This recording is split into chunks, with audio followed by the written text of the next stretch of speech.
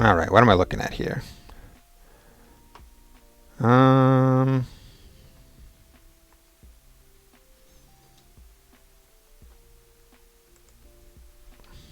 there we go.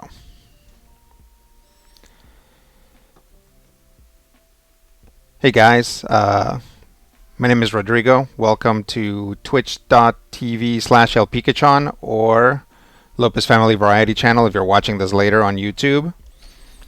Today we're going to do some raids, and if you want to raid, you can jump in and we can try to get you into one. I got a couple of my friends here in the chat willing to help out and host some raids as well. We're going to try and get only 5 and 6 star raids, so we'll ignore everything else. Oh yeah, my beard went away. Sorry about that.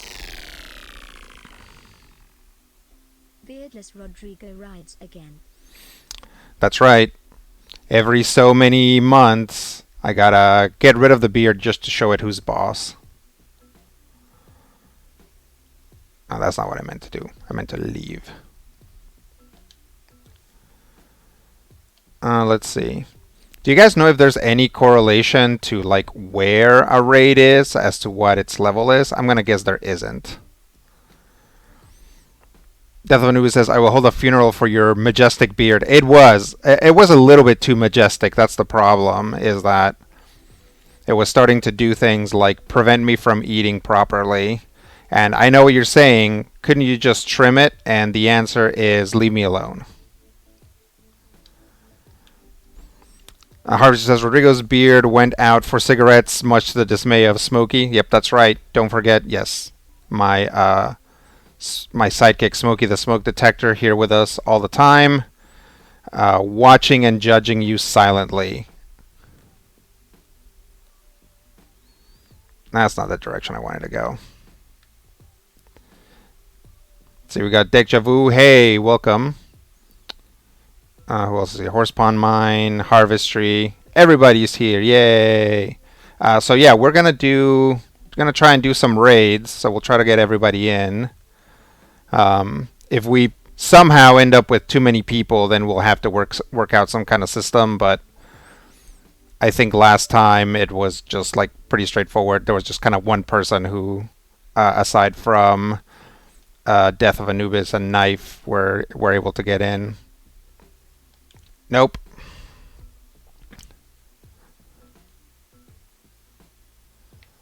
Okay, let's see if this dragon raid's got some. I guess I should try and see if I have my like 6 star raid. That would obviously be an easy place to start, since it looks different than everything else. Deja Vu says I plan to be less of a liability this time. That's good. I mean, we figured it out last time, right? It's like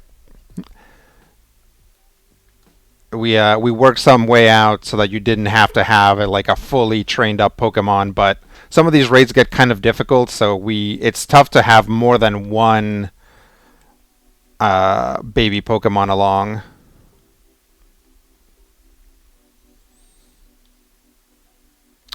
Nope. Okay, let's look for the 6 star raid.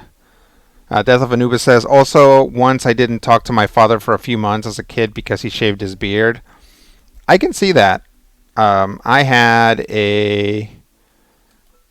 dated someone once who told me that her father had never shaved ever. Like, ever. Never completely shaved. So she was like, yeah, I've actually never seen my dad's face. I don't know what it looks like. Like, there are pictures of him when he was very young without a full beard. But he, at that point, her dad was in his at least 40s, if not 50s. So it's like, well, obviously he doesn't look like that anymore. But we don't know. So it's kind of this like quantum uncertainty. Is like, what does this guy's face look like? I don't know. All right, let's see. 5-star Terrabug.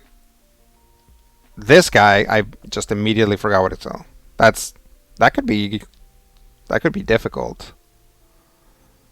Let me turn on the internet.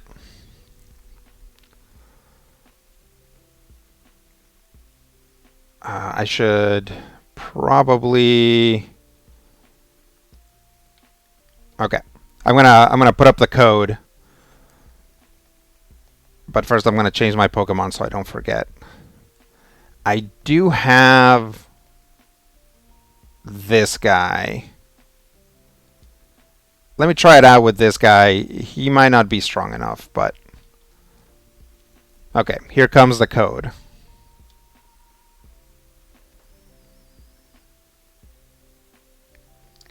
9GDH2H. Heracross. That's what I'm thinking of. This guy's named Heracross. Donphan is now fully trained and has some new friends. Good. That's good to hear.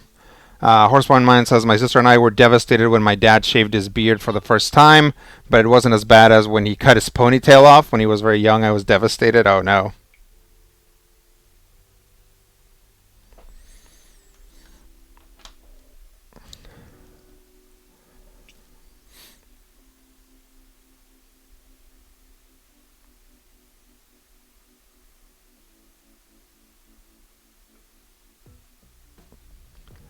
Hardison says, hey Rodrigo, would you be interested in a shiny Dodonzo?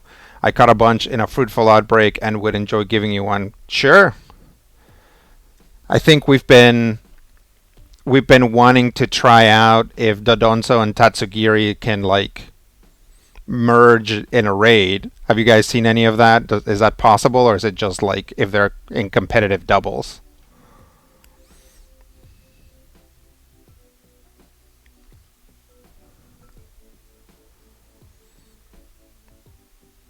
All right, there's Declan.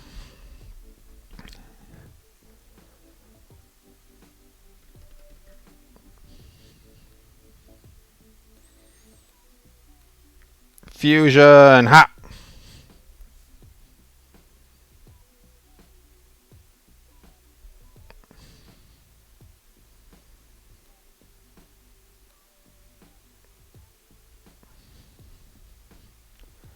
Cool, alright, we can set up trading later, yeah.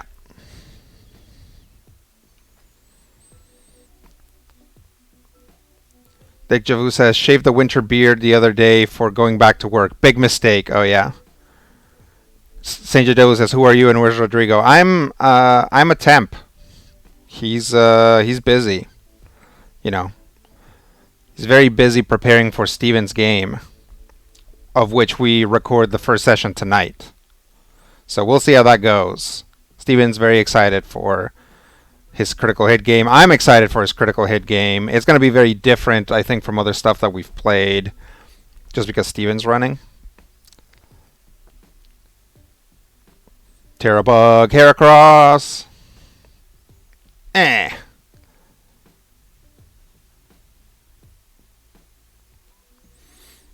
Alright.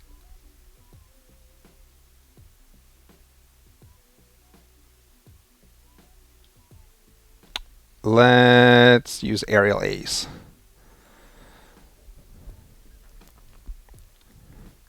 Yeah, so this is a is a technician. This is a technician Scyther, like Terraflying Scyther. So I've been meaning to like test it out in a tougher raid. So we'll see if it actually does anything. Decoy Rodrigo, yeah. This is a substitute. Harvey says, oh, new critical hit with Steven at the helm? Yeah. Yeah, it's going to be good times.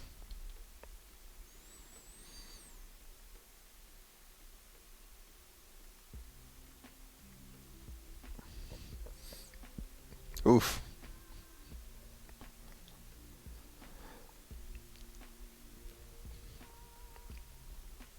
Should I cheer? I should probably cheer. Heal my body.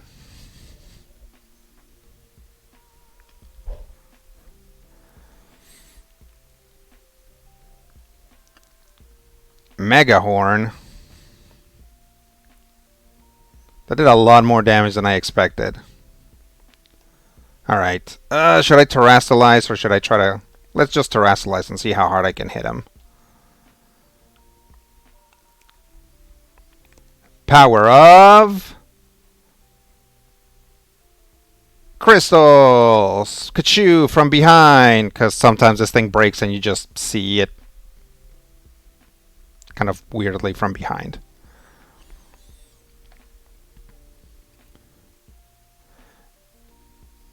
That was okay. Oops. That was bad. That was my bad, guys. I kind of wasted that terrastalize. Evercaptor says, I like the session he ran years ago, the Haunted Mansion. Yeah, that was good.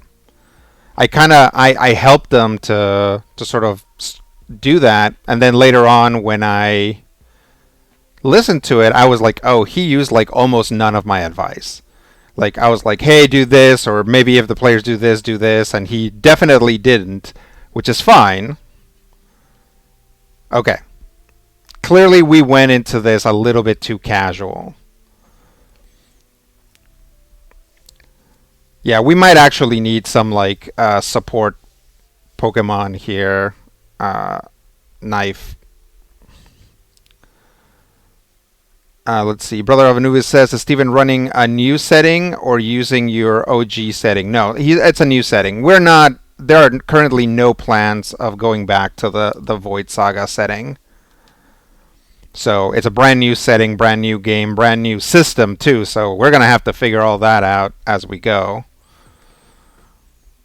Sanjay says, exciting. Starfinder was in my bag, to be honest. That's fair. You know what's great? These like super long white screens.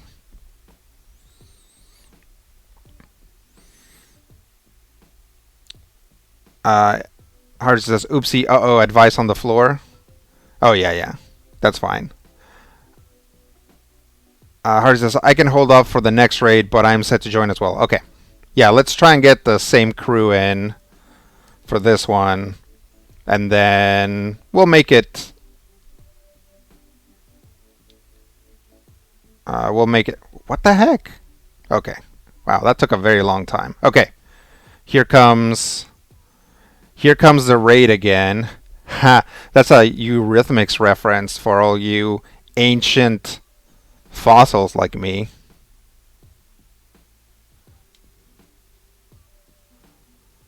Okay.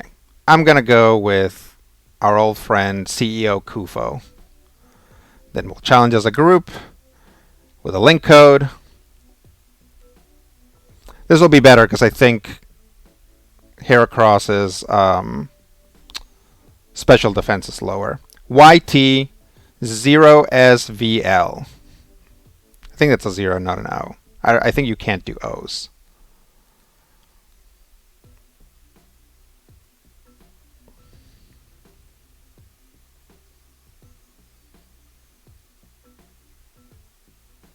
Let's see. I can't stand the raid against my window. That's a good one. Yeah. Blame it on the raid. It's a Milli Vanilli.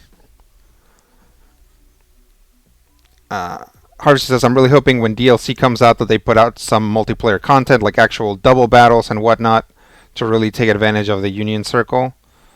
Oh, like 2-on-2 battles? That's a good idea. Yeah, they should do that. That'd be fun if they did that. It's raiding again. Whoa-oh. I don't know that one. Why does it always raid on me? Yeah. Terra-ing up my heart. That's good. Dang, you guys are good at this. It's raid outside. Eric Howard says, is it because I battled when I was 17? Oh, I don't know.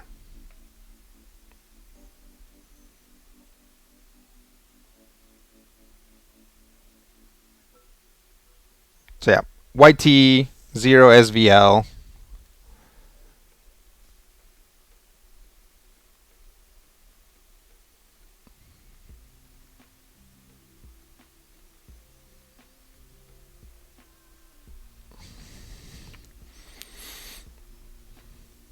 So yeah, we'll see how the game goes.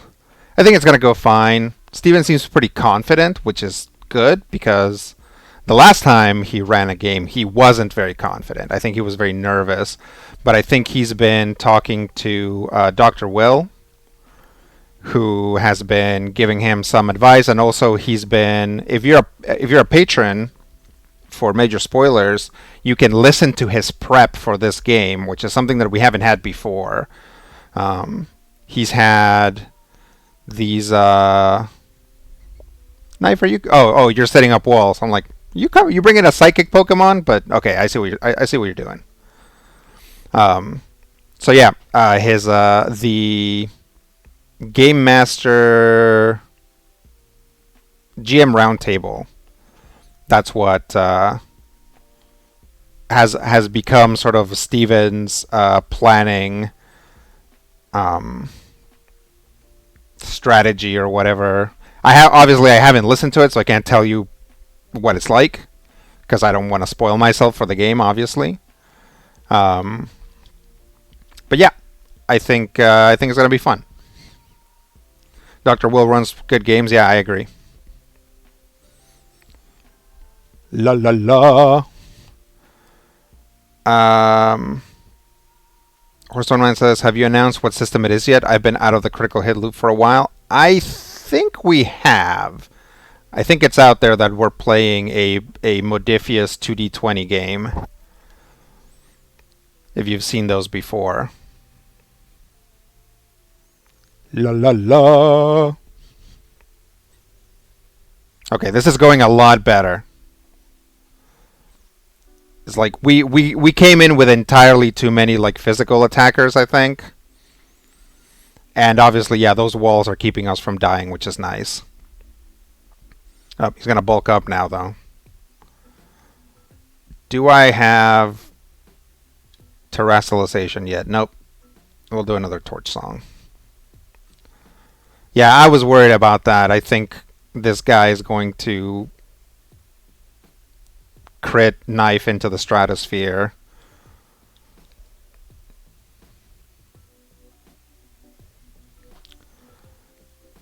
No, I messed this up. It's okay. I don't think you did. I think it's fine. Okay, I'm gonna hit it with a Terra Fire Flamethrower and let's see how much damage it does. Because I don't think it's ganked our stats yet. So we'll see. Rawr! I wish this animation worked. Game Freak.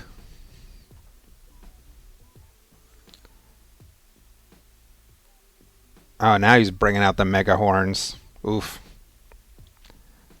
Alright, hit him.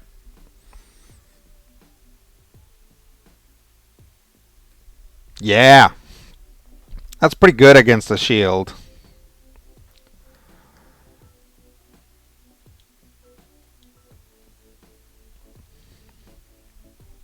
Knife, are you hitting him with cold water? Or, yeah, what is that? It, like, lowers his attack, right? All your wall setters are bug weak. Well, usually a bug weakness isn't a problem because bug type Pokemon tend to be weak, but this is one of the beefy ones.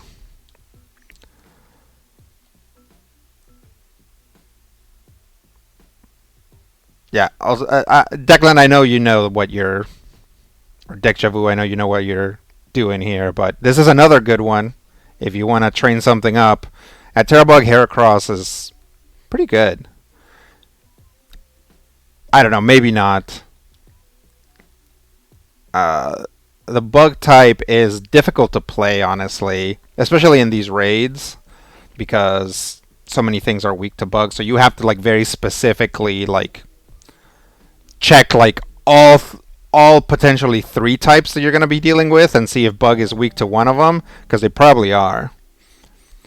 Panda Orb is now following. Hey, thanks for the follow. We're hanging out, doing community raids. So if you want to raid, you can do !raid just so I know.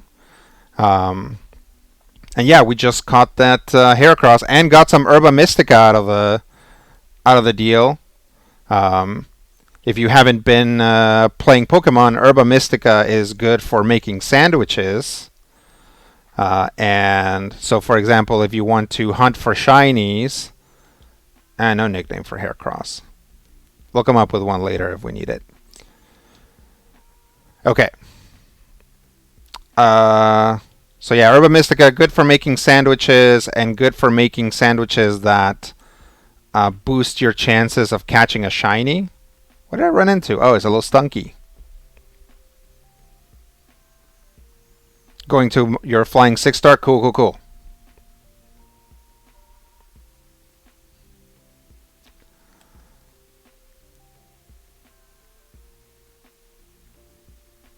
Maybe if it's not a terrible type, I can bring my ice type to that. Eh, eh, eh, eh, eh. There we go. Ooh, 5-star Terrifier Tsarina. Is that what it's called? That's not too bad. Yeah, see, this is a tough one because I think both of my Pokemon that would be strong against a fire type that I have trained up would be weak against grass. I'm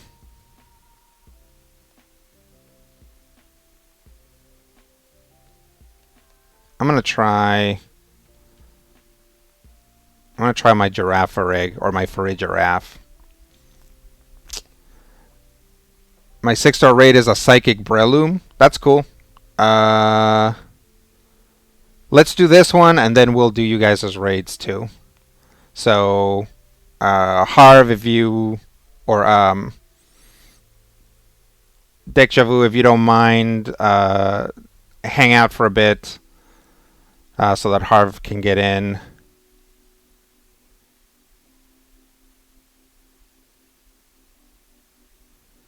So 3M, WM, CY.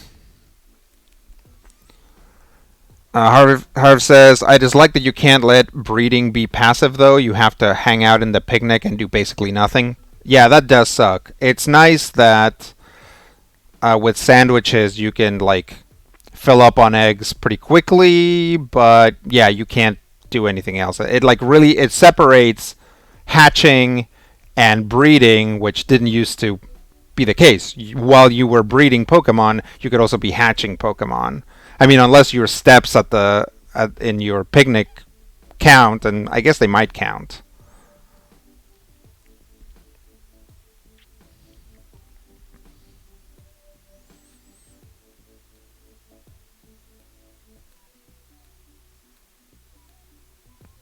All right.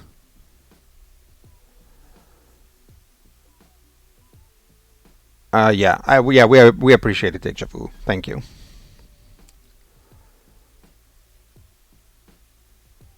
Yeah, this game it's introduced a lot of interesting sort of wrinkles to a lot of stuff, right? I'm really enjoying. I don't follow competitive stuff too closely. Oh, Death of Anubis is letting someone else jump in, so Declan, if you want, just jump on into this. Um, we'll see how this does. Look at this team. Nobody has a good option against this Pokemon.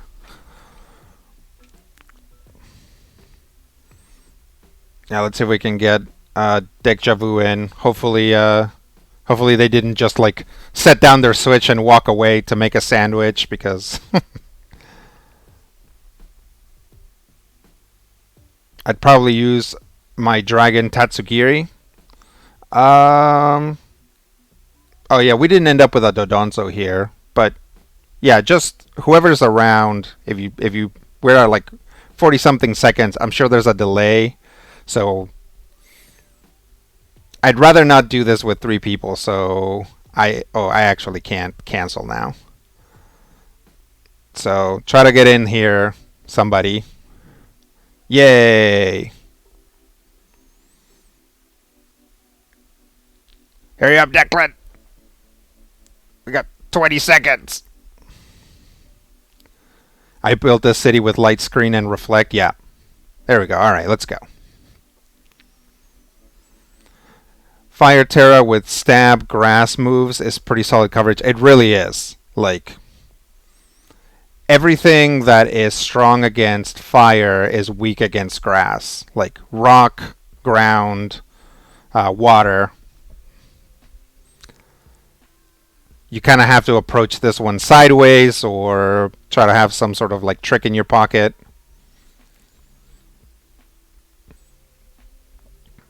So I just trained up this giraffe.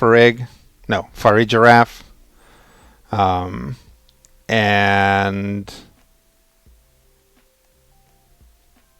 it's okay. I don't love dual normal types. There's just something about him that like just fundamentally annoys me about it. And I think it's from coming into the Pokemon type system and being like, what the heck is a normal type? Like, what makes this Pokemon like especially this Pokemon? What makes it for a giraffe like a normal psychic type and not just a psychic type? So I figured I kind of need to get over that so that I can like understand better and play Pokemon a little better. Um, so I'm really leaning into this guy's normal type. So it's actually Terra Normal, which means it should hit like really hard with moves like Uproar and Hyper Voice. Let's see. Horsepawn says, I keep getting surprised. My name is also Declan, and I'm not used to other people having my name. Oh, yeah. Actually, No Punch Man is my physical specific coverage. No Punch Man? Oh, let's Terrasilize into an Uproar.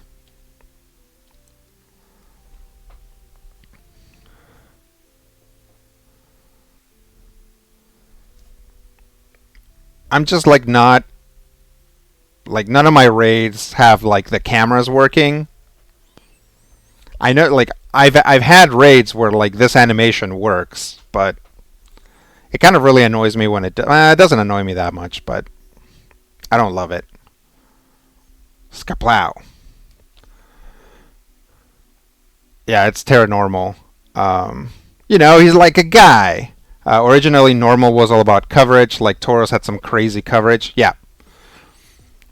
Dick Chavu says us Declins are rare. That's true. I do not know any Declins that aren't like from not online.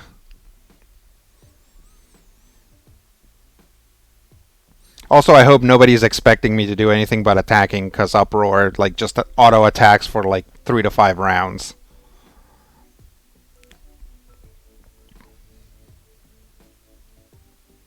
Yeah, we got the shield. Evercaptor says we have names too cool to be repeats.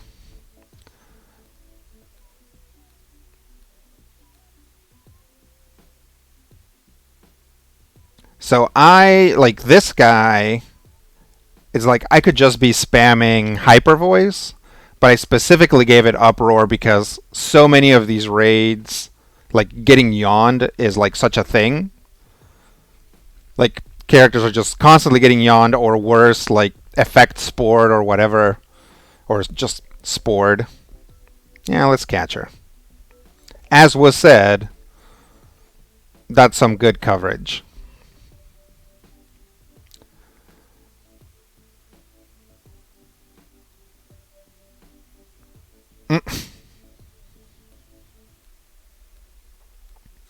That's true. Streamlabs doesn't know that I actually do go um,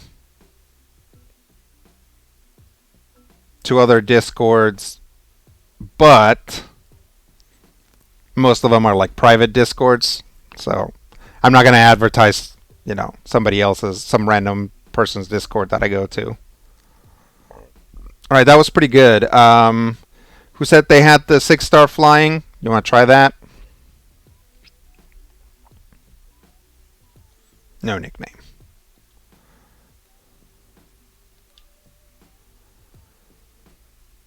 Flying Vaporeon. Yeah, let's try it.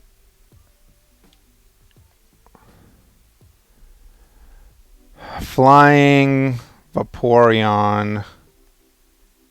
Ice isn't weak to water, right? Hang on. Let me get into it. It would suck if like everybody else got into it and I couldn't make it.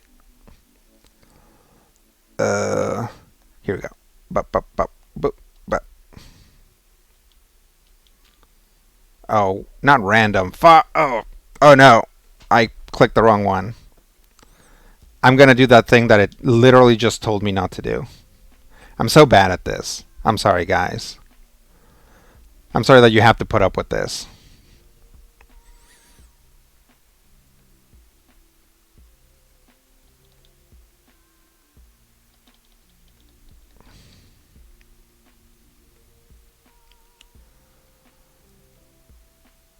That's fine, Harvestry. Don't worry about it. You don't have, like, part of this is not that you don't have to offer.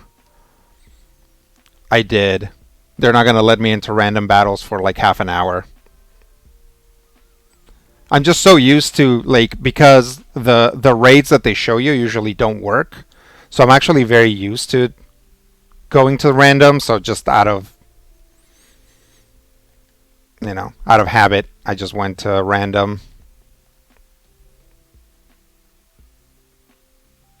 You're going to be in so much trouble when your beard comes home, yeah. Okay. Hopefully this hasn't collapsed yet. 0. P R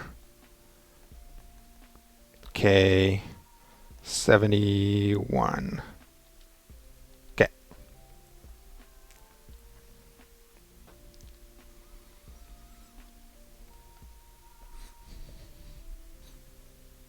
Come on. You know it's there. There we go. Yeah, one more slot open. 30 seconds to go. Let me get my set Titan online.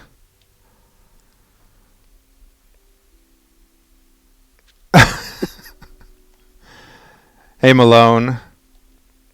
Yeah, it's me. I just I took my beard off because I'm washing it.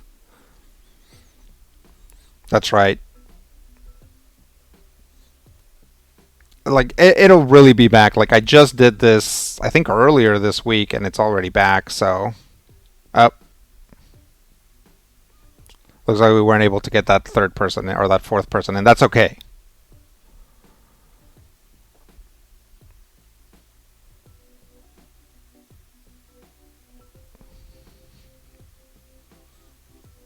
Yep. Yep. Just try to jump in on the next one. It's cool. Vaporeon is pretty chunky, I think. Has a lot of hit points.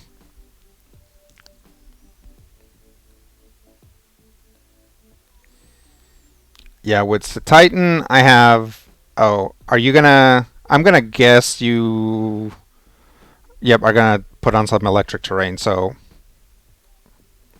I'm gonna use Avalanche, which doesn't hit as hard unless I get hit first, which is not too difficult because this guy's really slow. So now Avalanche does double damage. It's pretty good.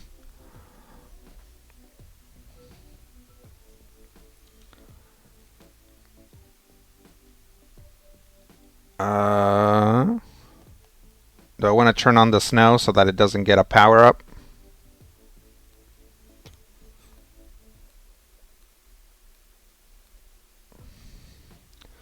This would be a great time to thunder. Oh yeah, sorry, I turned off the rain.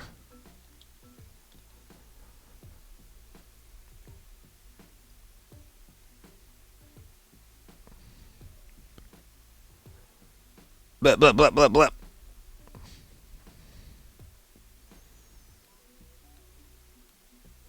Okay, yep, I felt the shield was coming.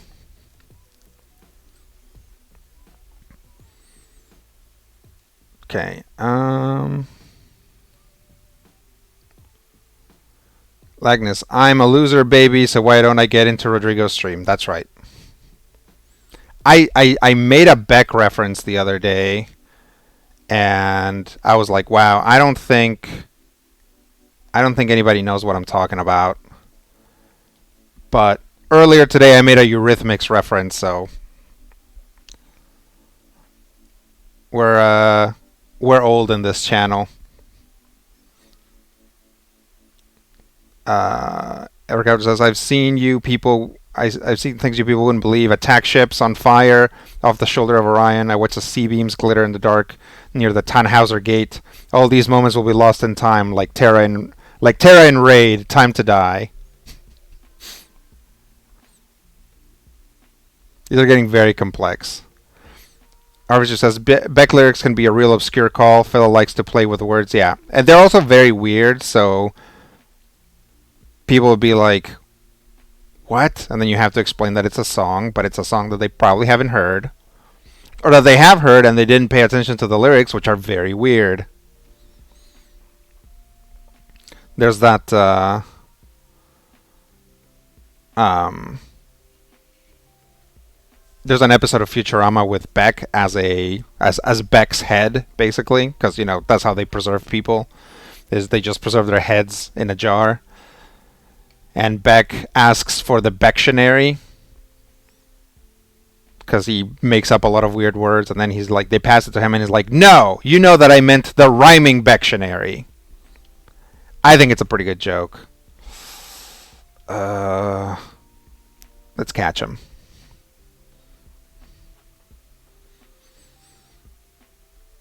Harvey says, "Yep, one thing that beats explaining the joke slash reference is people still having no idea." Yep. Yeah, rhyming Bectionary is good. Okay.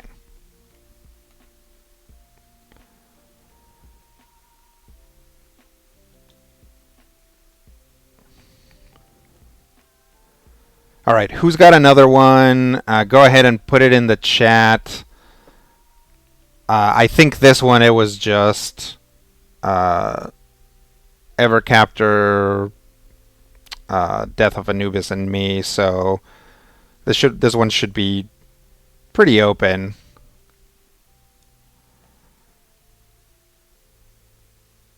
Send to the boxes, and I'll try to look for something too. It's like, oh, it's often mistaken for a mermaid, and I was like, are you saying that there are mermaids? No, poop beetle, leave me alone. The devil's beard trim. Yeah. That's a good one.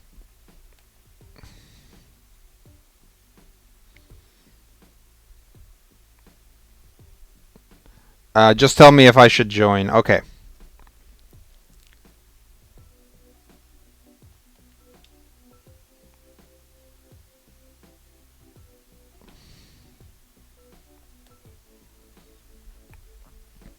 Oh, Terra Cyclizar guy.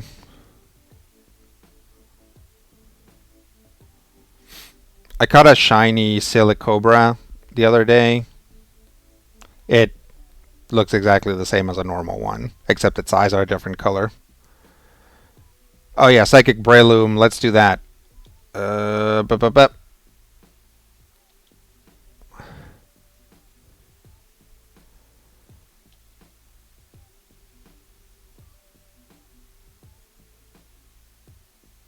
Okay. Do not go the way that you usually go.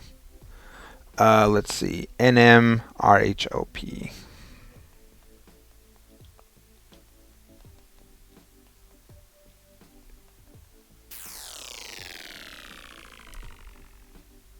And it's apparently my 17th month, too. Nice. Thank you, Zemzi. I appreciate that. Oh, man. Again, talk about coverage.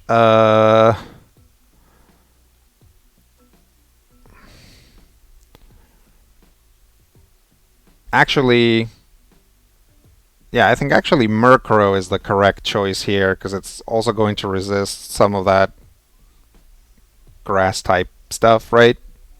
Does flying actually resist grass, or it just deals double damage to it? RL Richie, hey, thanks for showing up, hanging out. Lagna says we played Rangers of Shadows Deep tonight. It's a co-op dungeon crawl miniature agnostic game. Nice. All right, if somebody can get in, just jump in. Skip the lunches again. I think it resists. Yeah, I seem to. Oh, there's Harvestry. Okay, I'm ready to go. Let's do it. Let's get this psychic mushroom dinosaur fighter guy. Horseman says that sounds super fun. I love miniatures agnostic games. Yeah, it's good times.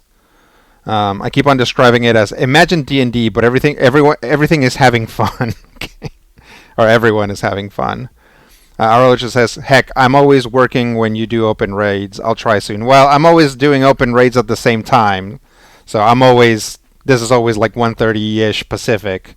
So if that's when you work, then that's when you work and it happens.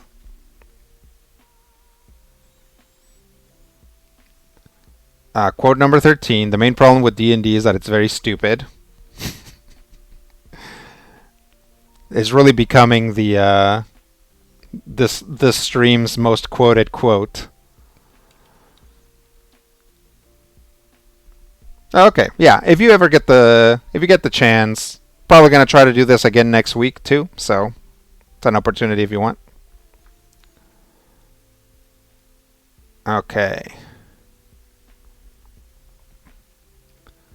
I want to say this Murkrow has something useful. Yeah, it has haste. So I don't know if... Oh, never mind. Haze clears everything, so... Oh. That hit me pretty hard.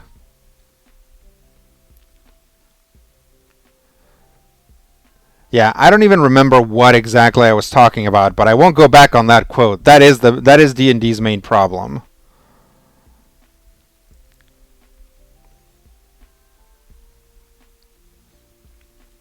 Oh snap! Somebody's got that trigger on the heels. Thanks for doing that.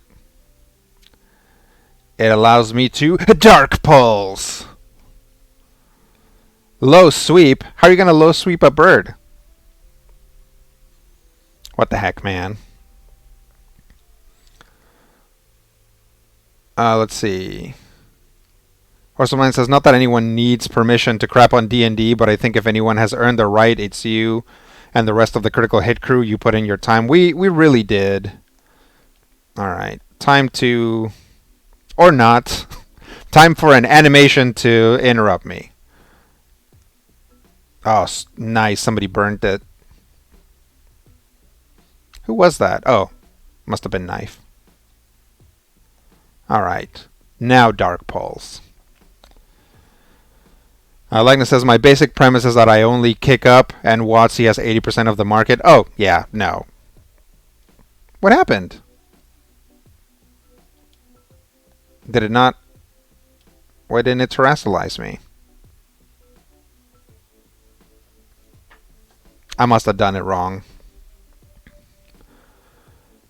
Yeah, I mean, yeah. WotC doesn't need your help or your compassion. Like, they're a big company. They can take care of themselves. Yeah, that's a hat. Eric Captor says 100% cleric every setting. Magic. That's how. Yeah.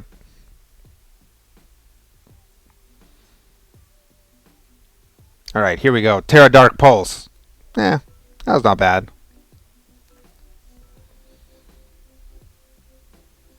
I think I've got shades on this Hunch Crow. I don't even remember what ability this Hunch Crow has. I think it maybe has something that's not very relevant to raids. It's like my Slow King has that thing that heals you when you swap out, I think. So it's like, oh, yeah, it's completely, like, it basically has an ability that doesn't interact with raids. Cleric and Lancer. Oh, nice. A guy walking around with no mech and no magic. Well, actually, a Cleric and Lancer can be played a couple different ways. The main one being the Lancaster, which is just like a big. It's just like a big cube or like a big rectangle that's full of like sealants and fire extinguishers. So that's what being a cleric. That's what healers do in Lancer is they like patch you up and put you out when you're on fire because catching on fire happens a lot. Sure, let's catch this Breloom. Did this thing just die to burn damage? I think it did. Our just says, don't know what kind of argument I'm starting, but in my opinion, the biggest problem with D&D is ironically its brand recognition, distorting public perception of TTRPG and constantly weighing down the proliferation of innovation in the RPG community. I don't think that's D&D's biggest problem. That's potentially the biggest problem that D&D causes, but that's not a problem for D&D. They don't care about that. In fact, because they've seen that by just like retrudging nostalgic stuff, they don't need to really innovate.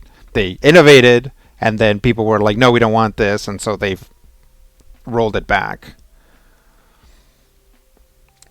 Horseman says, I played support character in a Nova one-shot and nobody ever needed healing or ammo restocking, and I kind of felt foolish for not just building a shooty guy. That can happen. And in Lancer, you don't need a... you do not need a support mech. Everybody can heal themselves and everybody can do all kinds of stuff. What is this? 5-star Ghost Slow King. That's going to be a thing. Like it says, yeah, I know the heal mech, but I want to see a guy with a mace whack a mech. Oh, okay. Then yeah. If what you want is like a real like what I want to say, like medieval guy with a shield and a mace whack somebody else, you don't need to pick a specific mech for that in Lancer to do that. There's lots of mechs that can fill that. Lancer has healers. It has repairmen. Let's see. Yeah, it's not. It doesn't like. It hurts. Like. I know what you're saying, and it hurts D&D in the long run that it makes it a less good product, but they don't care about it being a less good product. That is like an acceptable loss for maintaining like 80%, 90% of the market. Yeah. It's just same as Disney, DC, Marvel, and any corporation in similar position.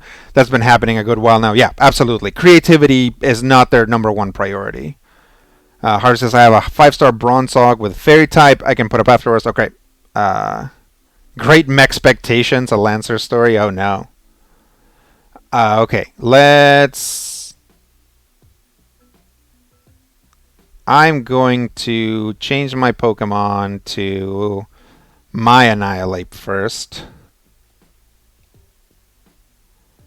And then we'll challenge as a group with a link code, which is Q3QQPC.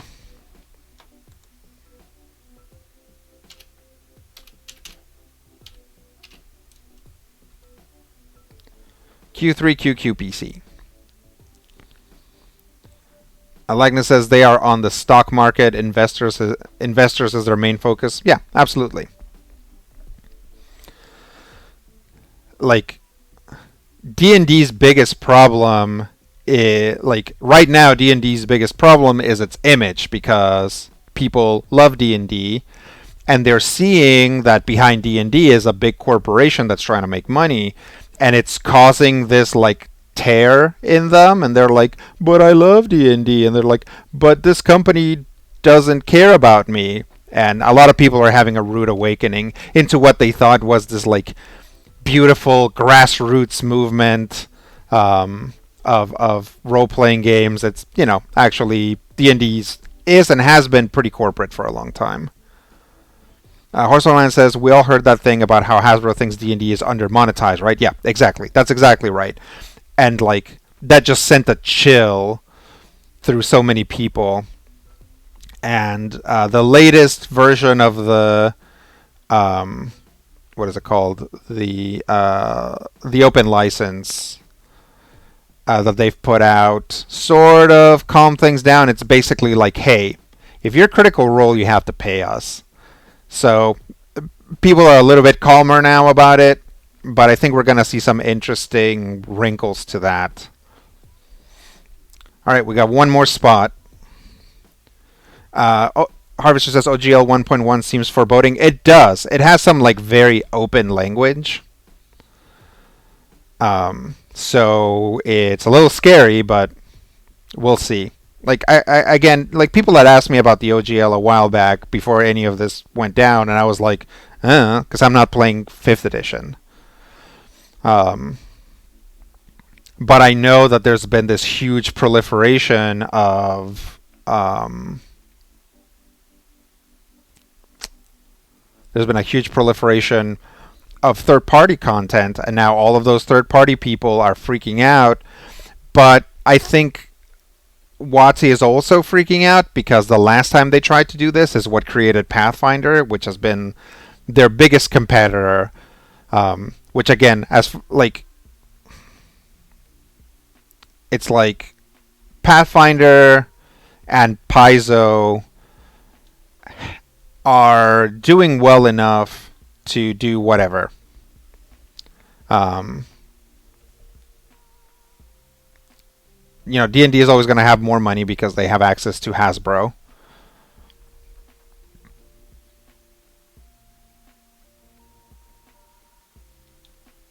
Oh, somebody safeguard me.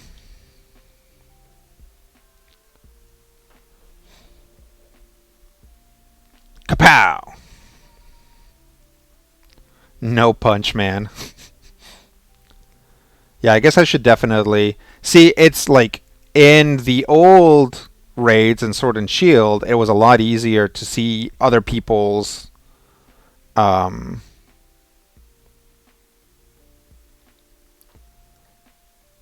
see other people's Pokemon names. Okay, so we have Post-Game Po.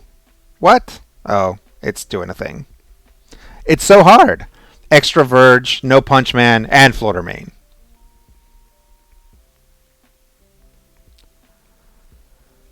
Let's see.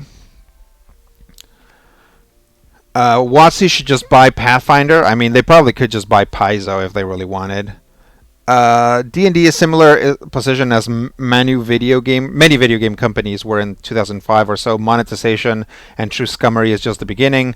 After video games got corporate, they grew like 700% in 7 years. You don't do that with ethical business practices and caring for your customers.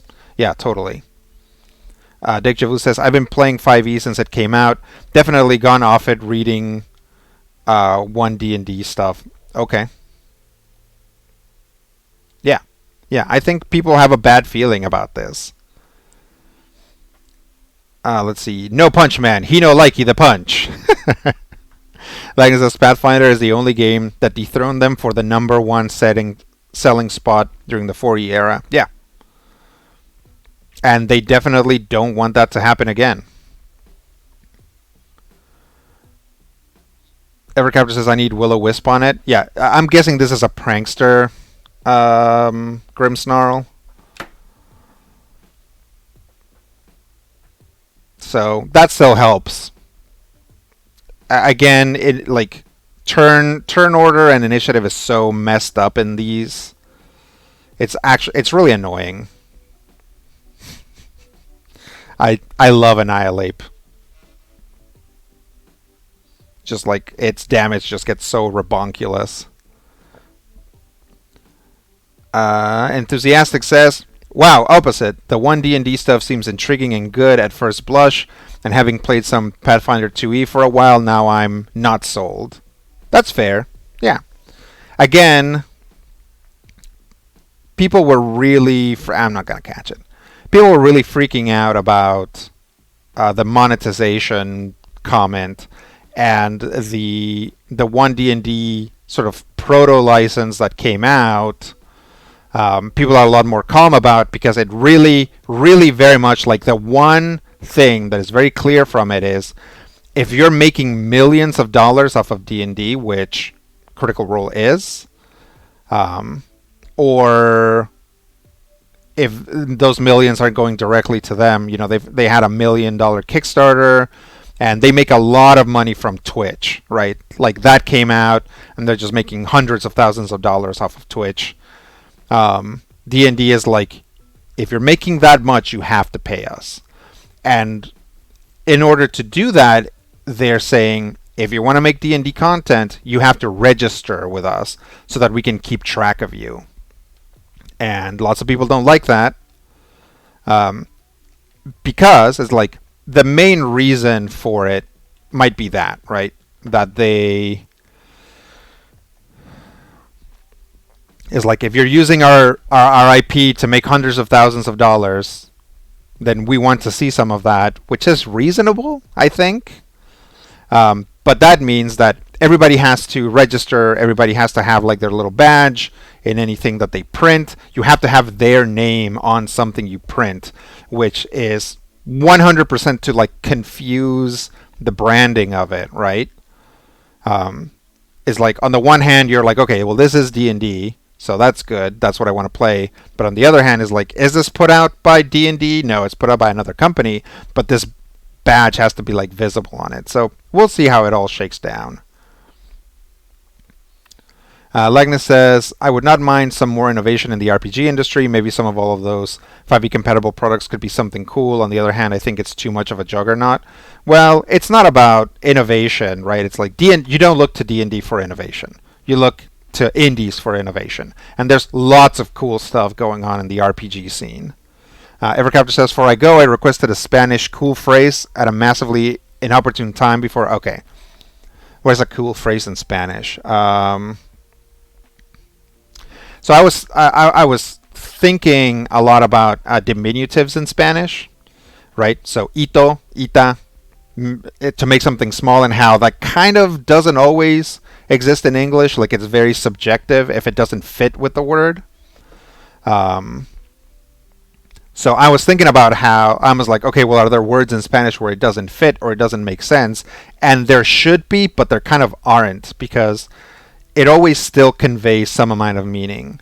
And I was thinking about somebody saying something like, espérame una horita, which means wait for me, or like wait for me for a little hour, right? Which doesn't make sense because the duration of an hour is still an hour. But there's meaning conveyed to it that says, wait for me for just one short hour, right? Just 1 hour, which I'm contextualizing as not that much time, right? So it still works, which is interesting because if you say that in English, it doesn't work automatically. There are phrases that you can use to sort of give that, but I think a lot of them are colloquial. Lagna says, Critical Role can stay with 5e. They are probably the number one PR for them anyway. Absolutely they are. Them and Stranger Things. And Stranger Things doesn't actually get into the game. Oh, Fairy Terra Bronzong.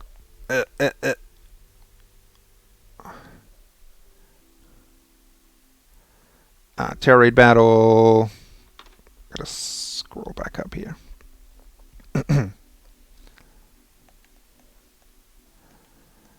Oh, I almost did it again.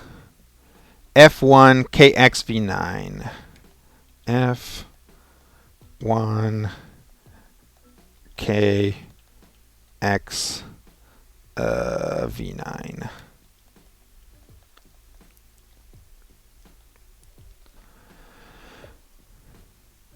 If it expires, I can repost. Okay. All right. Sorry about that. It's a new code. Okay. Where is it? Did you already post it? Sorry. Oh no, I'm a future people. Oh, there it is. 6LFSSH. Sorry about that. Trying to do several things at once. 6LFSSH.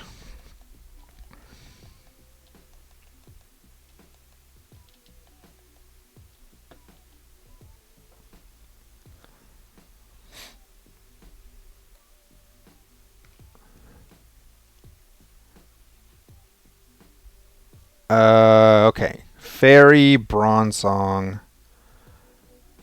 Let's go with the very rare opportunity of poisoning a steel type. Oh, wait, no, it's psychic. I don't want to do that. I forgot that it's psychic. Steel? Yeah. Okay. Sorry it took so long. Let's see. We have something like that in German? Yeah. Yeah, it just English doesn't really have something exactly like that. Like it says, no, I'm talking about all those companies shoehorning the 5e system into every setting. Yeah, that's definitely an issue. Malone says, good thing is you don't need really anything to play tabletop RPG. Me and my buddies have not bought a new RPG stuff in like 15 years besides 2 Fate and Kuro PDFs. Sure. Yeah, I do occasionally ask someone to wait for a quick second. Yeah, and a quick second is an example of something like that, but it doesn't apply across the board. Whereas in Spanish, you could say, wait for me for a quick second, a quick minute, a quick hour, a quick day. Maybe not a quick day, actually. It kind of breaks up there. But it breaks up with day, but it picks back up with week. You could potentially say, wait for me for a little week. Am I heavier than a bronze hog? Huh. Not significantly heavier. Arlogy says, I do like my indie RPGs. Part of what I was trying to say is that many entry-level gamers can't see past the big D&D's image. Absolutely. That's a big problem. Lots of people could be playing an RPG that they like a lot more, and they're not. Let's hit it with an iron head, see how that goes. I'm going to ruin its ability. Oh, what'd you hit it with? Malone says, Fate is pretty much the best system I've seen to do RPG stuff outside of some very specific niche settings. It's a good generic system. And I've talked about this before. There are things that Fate doesn't do very well, but there are other games for that, right? Like, if what you want is sort of this, like, upbeat, rules light, exciting, sort of, like, action gameplay, Fate does that very well. Like, you won't ever need another game if that's what you like to play. God, Tinkatonk just hits so hard. It's not even terastallized. Let's see. Beep Beep, Iron Treads, Earl Grave, and Tinkaton. That's pretty good. Ha-pow!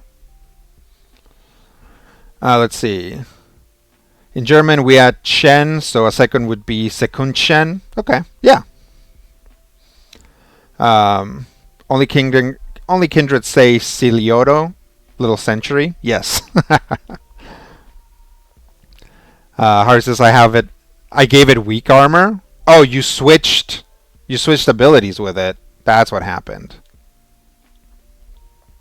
I'll attack nothing because you guys already killed it. I've always enjoyed Powered by the Apocalypse stuff. Nice.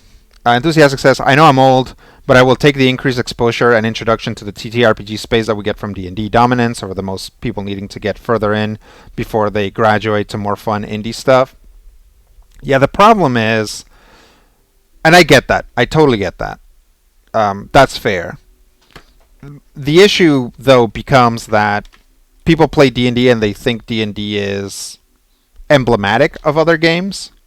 Like, all games are like D&D. And then they don't want to get into other games because they're like, oh, I spent so much time just like figuring out all of these like very complex rules and making these very complex characters. I don't want to play anything else because I don't want to spend the time learning it, right? And there are games that have like a learning curve that's like blip, and that's it. You know the whole game, right? And they don't know that those games are out there. Like Fate is very quick to learn. You don't have to spend the time you spend learning D&D learning Fate, right? So that's the only issue I find with D&D being like the de facto entry point. Enthusiastic, as you might know, I think, if you're who you think you are, my very first like role-playing experience was Vampire LARP, and that warped me in like completely different ways. So wherever you start does something to you, and what D&D does to people, I think, is it actually makes them reticent to play other things. Okay. Okay. I thought that was you. Skill swap, weak armor plus trick room. Man, you're over here laying down like the hardcore stuff. Evercaptor says that critical hit had a vampire or other WoD chronicle. I'm in a very WoD mood these nights. No, there is a World of Darkness game in my brain that I want to run someday, but I haven't gotten around to it. Take me somewhere where there's like a better concentration of bubbles. Higher den concentration, please. Let's try here. Hey, nice to see you. Eric says I love Fate for one shots. Yep, so quick, right? You're just in, boom, everybody knows what they're doing. New players, you're like, you do this, we'll figure it out as you go, and people pick it up. Yeah. Deja Vu says I think 80% of the quality of a TTRPG experience is the group you play with. I would agree.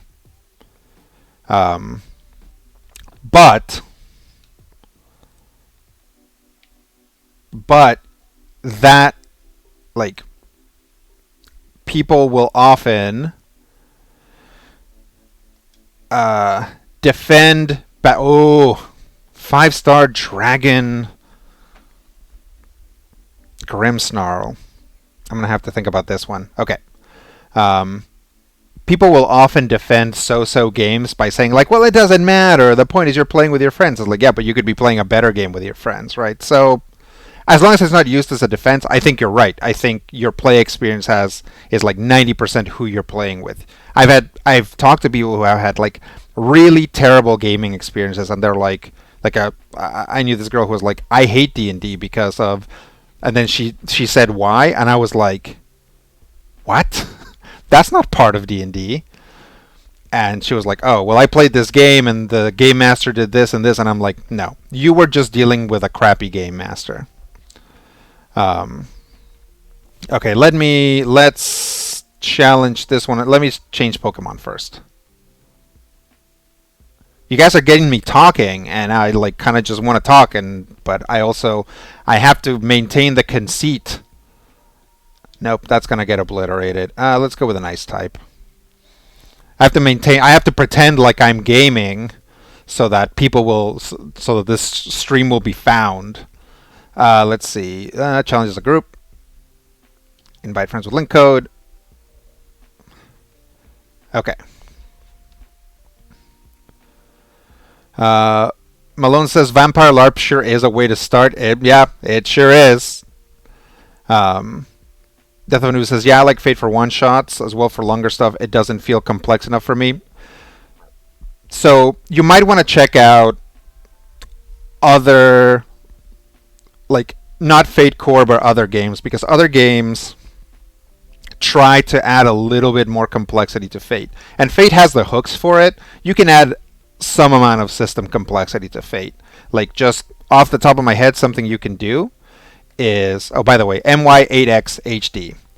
Something you can do is, for example, give players 5, like, I forget what the basic number stunts. Let's say players can use 4 stunts. Give them 5 stunts that they can swap out under certain circumstances. Like, just that adds something to the gameplay, right?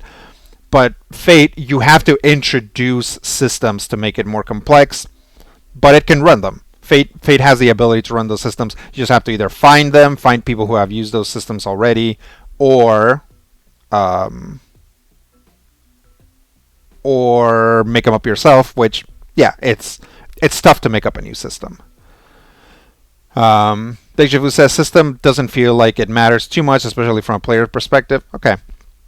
Horsewoman says my first games were homebrew systems my friends made because their older brothers wouldn't let them read their Lord of the Rings RPG books. All our games were like telephone style remixes of Lord of the Rings and D&D. That sounds great. Let's see. Richie says, same Evercaptor. I have a 3-year Fate campaign, but only recently started using it for one-shots, and it's bringing so many people in, even non-gamers. That's great. That's great to hear. Lagna says, no, many of them are so into the ecosystem that they will play any setting with those rules. My prediction is that 80% of those who back the Avatar RPG will look at the book and then run it with 5-year rules. I think you're right. Harvey says, ooh, 5-star normal type King Gambit for afterwards. Yeah, we'll do it after this. And I can sit this one out if nobody else wants it. No, jump in. Enthusiastic says, can't have a just talking Twitch stream. It's not like that's even a category in this hex site. You're right. Maybe I should do that, but also I feel like I promised people that we would do raids. Death of Anubis. Fate has, or R.L. Ritchie says, Fate has loads of complexity options. They're just not in the core. We've used a lot of tricks for long-term games. Yeah, the systems are out there. You just have to go out and find them, unfortunately. But they're out there. Evercaptor says, ooh, swappable stunts is something I ran in on a serialized set of one-shots in a haunted school. They were ghost hunting items. Yeah, absolutely, right? That's something just right there that gives you lots of stuff. If you give players this, like, preparation moment so that they can, like, line up whatever stunts they want to use and then, you know, throw some curveballs so that maybe they're not always super useful. Like, you can do lots of stuff with that. Let's Avalanche.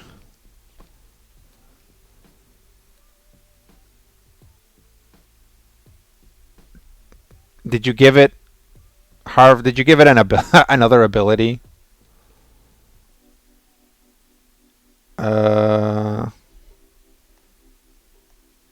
Avalanche. Roger says, yeah, as a player, I don't tend to really care what the system is, but as a game master, it's a big deal. Yeah, I mean, as a player, I do, because I want to play this game, right? And I'm like, I want to make a character that, like,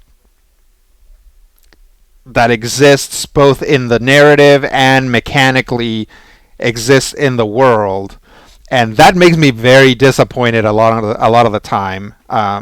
If you guys listen to the Weird Western game that Sam ran on Critical Hit, you might remember that my character was an absolute beast. And the reason for that is that I had played so many 3rd edition games in which I made a character that I thought was fun. I was like, oh yeah, this seems like a good thing for this guy, and this seems like a good thing for this guy, and it was completely useless because of it. So my core experience is I have to make a character that is mechanically useful in combat in some way, even if they're not like doing a ton of damage. Like, they have to be doing something and not be like completely pointless, right? So that's why Chema was such a ferocious character. But also that means that other characters that I might have wanted to play for that where I would have had like an idea that fit in the setting weren't viable for me because I didn't want to have a character that wasn't mechanically viable in combat, which is a big deal definitely in 3rd edition, and I think in Dungeons and Dragons in general. Kapow! We got him!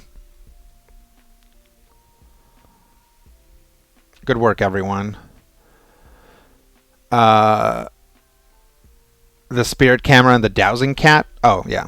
Horsepound Mine says, I think Nickelodeon needs to write Megay and Vincent Baker a check for a cool million after using that for the Avatar game. Yeah, I think so. Deja Vu says, I've run Fate in the past, but you guys are really selling me on it again. It's good times, yeah.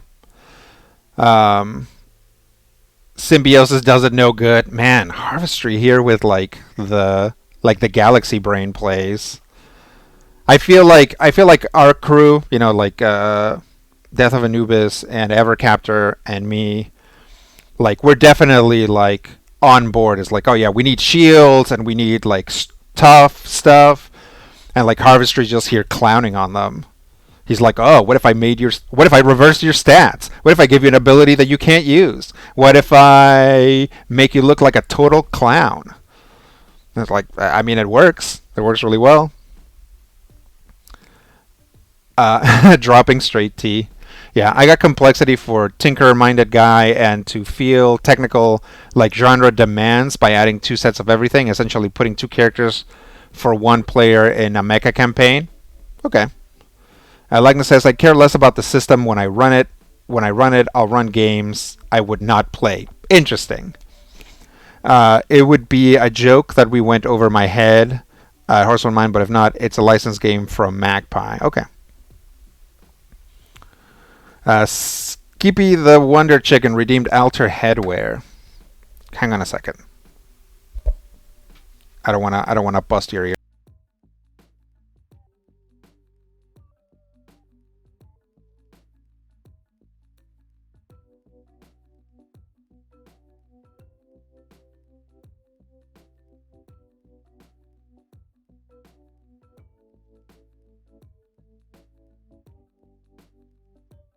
All right, this is my new Pikachu hat.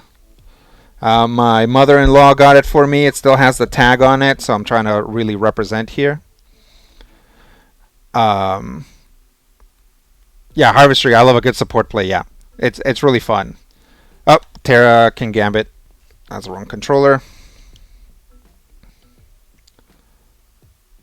Yeah, it's a cool hat. Terra Battle.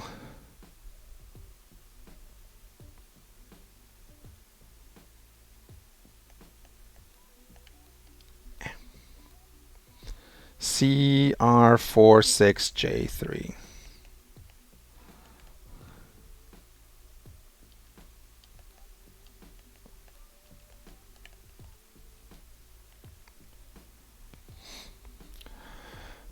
Normal up. Did I do it right? CR46J3. Oh, okay. CT46J3.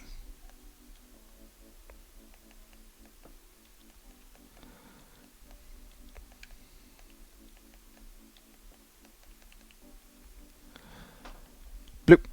Normal. Terra Normal King Gambit. I can. I would be able to just go in with a fighting type, but I'm writing my only good fighting type, and I didn't line him up correctly. So, um, I need to go lateral on this. Dark Steel.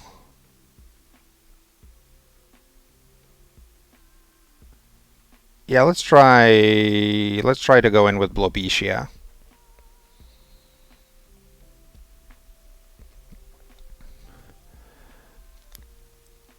Horse says base RPG Kickstarter in history though, plus Viacom money. I don't know. It just kind of rubs me the wrong way. Absolutely, yeah.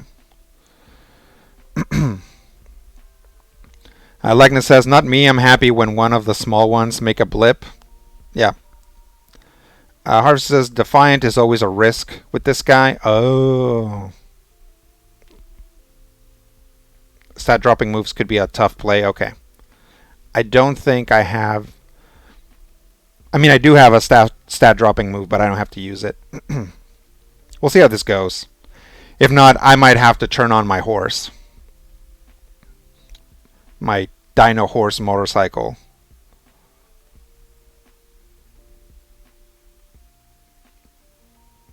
Pressure. He does kind of have a Freddie Mercury vibe, so having pressure makes sense. But now we do. Now we know he's not Defiant.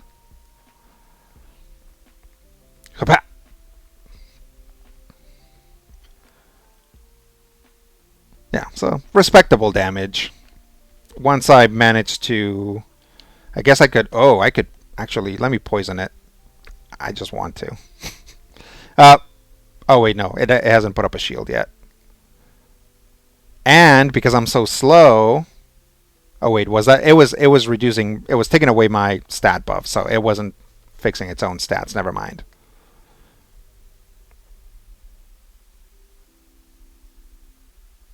Let me see. Let me see who we got here.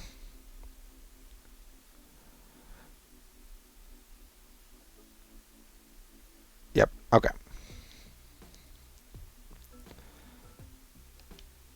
Um, Gunk Shot. Akek and Blobetia and Mood Ringer. Mood Ringer, that's good. And a Lucario. Mood Ringer is a good name for a Lucario. That's really good. Moth time. Can't wait to have Slitherwing's plushie finished. Oh yeah.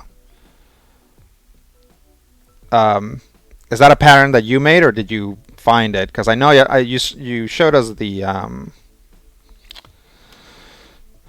like the work in progress shots of it. The texture on Muck is kind of wild. Yeah, yeah. So they've added textures to Pokemon, and it's like, okay, this Pokemon looks gross. Actually, the main reason why I made this Muck is because I saw it in a fight, and I was like, Muck looks really gross. It looks really sloppy, and it's so flat. It really looks like it's having trouble maintaining its like consistency. And then when you turn it into like a weird crystal ooze, it somehow just makes it worse. Like it looks like that hat is too heavy for it. It's like, "Oh, why'd you give me this poison hat? No. It's too heavy." Dang. Up, last shot.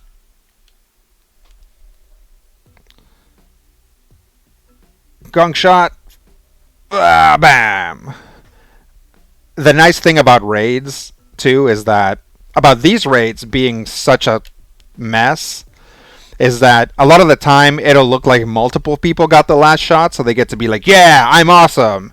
I got that last hit," and it's like, actually, you didn't. It was just like this guy had been dead for a while. The computer just hadn't caught up to the raid. We hope for Freddie Mercury and got Vanilla Ice. uh, I'm not gonna catch this guy.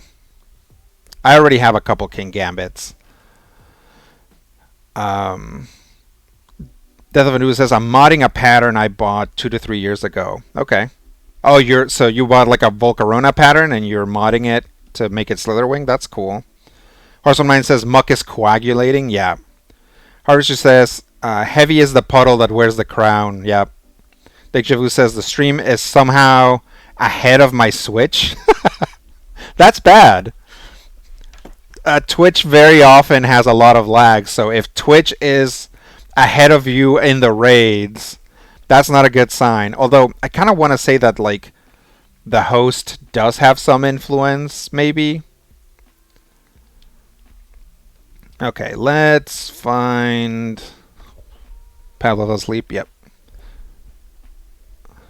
Pavlov has really learned to stay asleep even when I'm like, because I'm being super loud right now, right? I'm using my like broadcasting voice.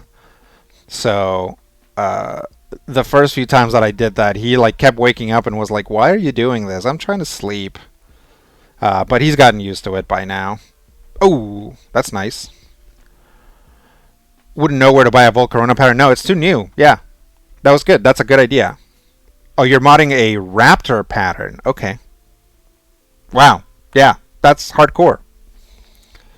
Likeness says, well, I should sleep. Only half a day tomorrow because holiday on Friday, but the half I work starts in the morning. All right. Well, have a good night. Thanks for stopping by. Also have a ghost type Toxtricity. I have actually never seen a Toxtricity in a raid. So that'll be fun. Let's do this one. For anybody who still wants to raid, let's see, a water type, but it's going to have dark type and flying moves. So I don't want to bring a grass type. Let's try my really terrible Greedent, who has electric type moves. Now let's challenge as a group.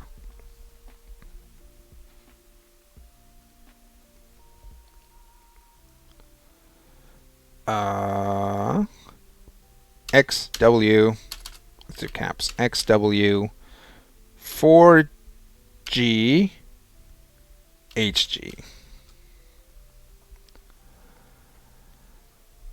Yeah, I don't know who all is still here. I mean, I think that we still kind of have one going around. I think that Deja Vu, you're still around and raiding, right? If you've been trying to get into a raid and you haven't been able to, let me know. Just be like, hey, I missed the last like 3 or 4 ones because I couldn't get in, and we'll talk it out. We'll be like, okay, somebody else sit this one out, and we'll do it. But yeah, we'll do that if like you just absolutely can't get in,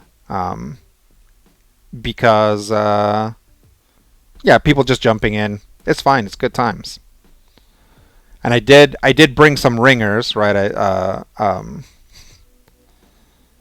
Uh, Death of Anubis and Evercaptor are my regular Poke Posse, but yeah, we can get people in. So definitely jump in if you want, and then we'll sort it out later if somebody's having trouble getting in. Or someone says I can raid when I get off work in about 20 minutes if that's cool. Yeah, that should be fine.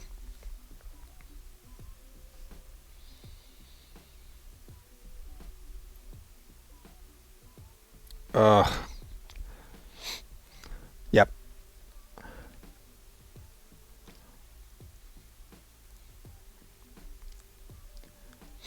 Hopefully it won't come to it. What's what's Slitherwing? It's like, is it fire fighting or is it like bug fighting? I know it's a fighting type. Deja Vu says I've been trying to join Lit so others can get in. Yeah, that's fine. If you want to do it that way, that's fine.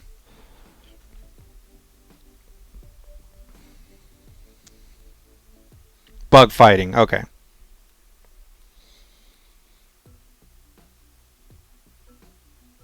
Delvinu says gonna put a pic of the actual pattern into the server. Okay, cool. Though I headcanon Slitherwing as a bug dragon. Yeah, it looks like it should be. I can see that. Horseman says I'll probably be a liability. That's okay. We've had that before. We've figured out ways around people whose Pokemon are not like fully trained.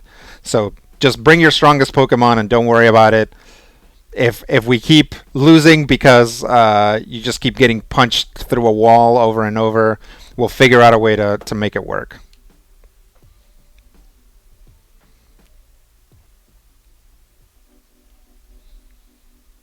And like we also just lose raids because I pick a bad Pokemon.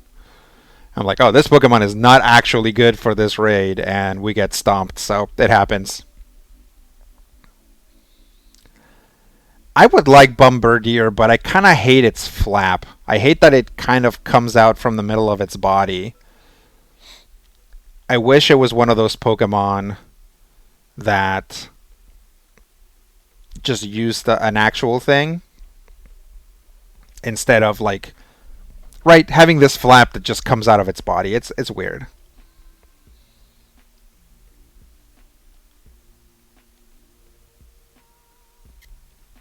Yes. Oh no. Oh no, it hit me with a torment. Now I'm not gonna be able to belly drum. That's okay.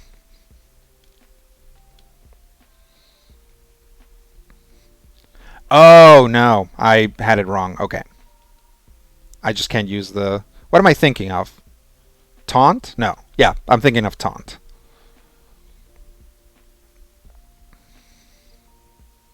Wild charge.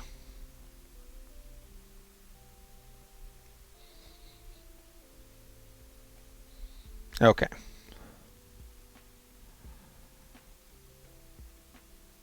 Let's see what I have available here. Delvin says yes, that's what I hate about it too. Yeah, it's weird. I don't like it. Horseman says yeah, lots of real animals have pouches. This is not what they look like. Yeah. Yep. Don't have terrestrialization up yet, so that'll be good.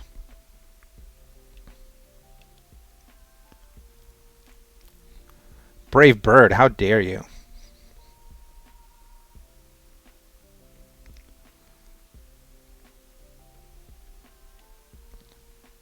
Okay. Up. Can't use Thunderfang again. Wild charge it is.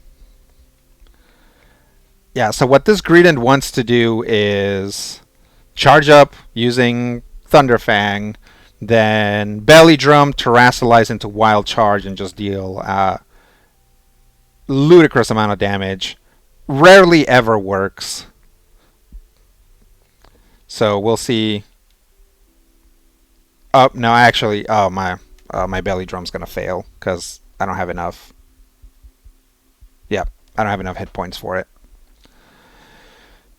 We'll just Terrasilize Wild Charge.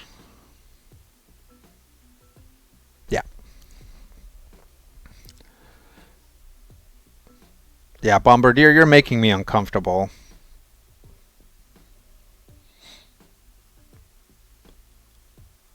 Like, I like the idea of a crane and this, cranes that are like, or like a stork that brings babies and so like carries them or whatever. That's fine.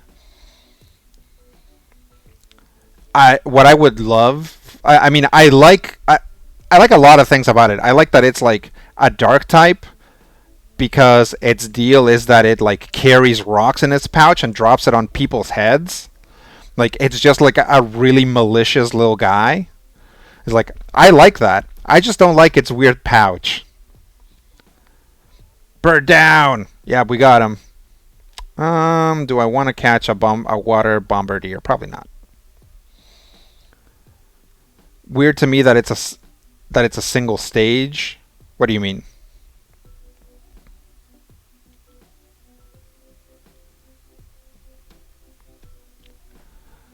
Let me take a super quick break, and then we'll keep on going.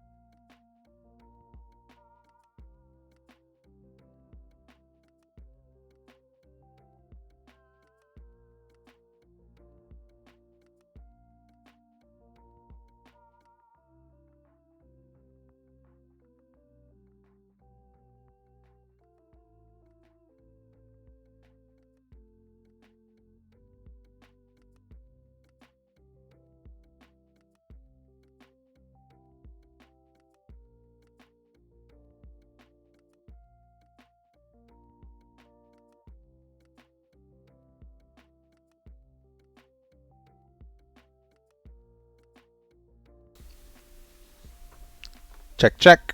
Where am I at? There we go. Yeah, good times. I really like this hat. Is really nice. Let me see. It's really cool. right? It's got Pikachu, and then it's got the Thunderbolts underneath, and it has Pikachu's number in the back. So it's pretty cool. Oh, incoming raid. Where's my controller?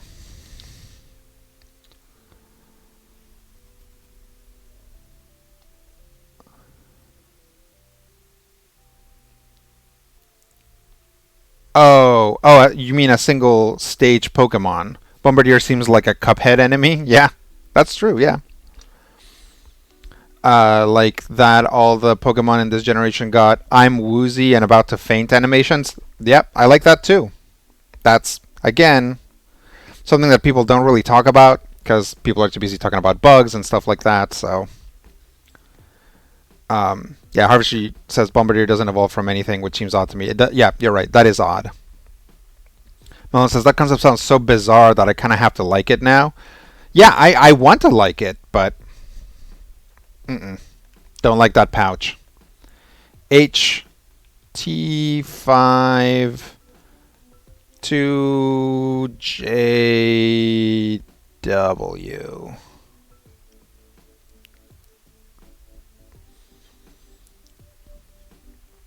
I like how many about to faint Pokemon look like they're really enjoying a metal concert. Yeah, some Pokemon really look a lot more like addled than others. Um, a lot of them just kind of they look like they're waiting. They're like, it's like, okay, you beat me. I'm just gonna like hang out here until you decide to throw a Pokeball. No, definitely don't want to bring a bird to this fight. I mean, when it's ghosts, it's hard to argue against Annihilate.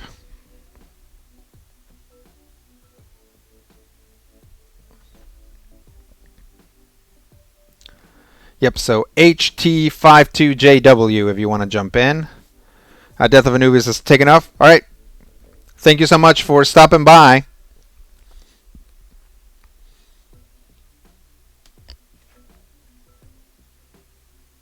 Oh, I'm still on the just chatting screen. Thank you.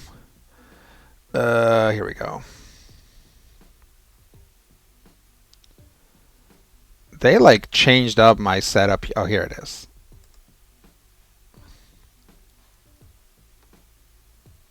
Yep.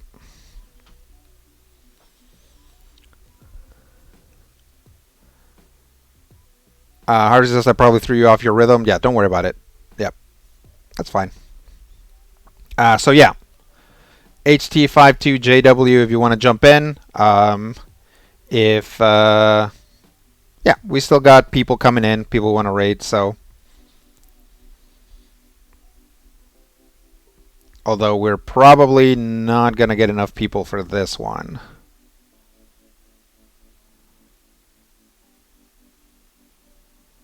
Let's see if just Harvestry and I can take this guy down. Yep, that's cool.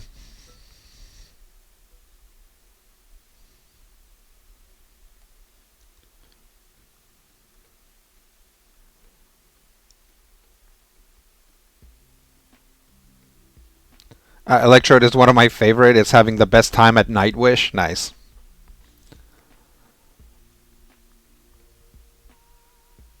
Yeah, I think we got it. That Drifblim will either help or be terrible. It's a flying type, so actually it'll probably be terrible.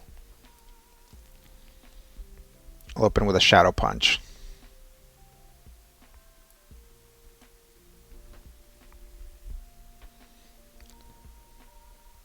How dare you?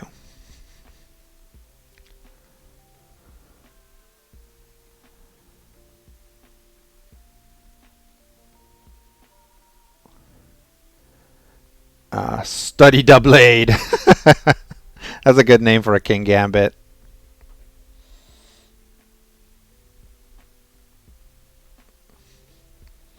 Nuzzle.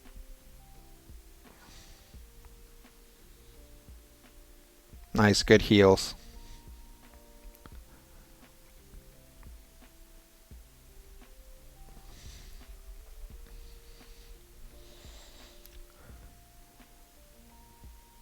Yeah, this is like, I don't know why. This is the. No, I was going to say, is it version exclusive? But that doesn't matter. He's not, and it doesn't matter. But yeah, I've never. This is the first toxicity rate I've ever seen. I don't know why. Rage. Okay. That okay. I see what was happening. Like what?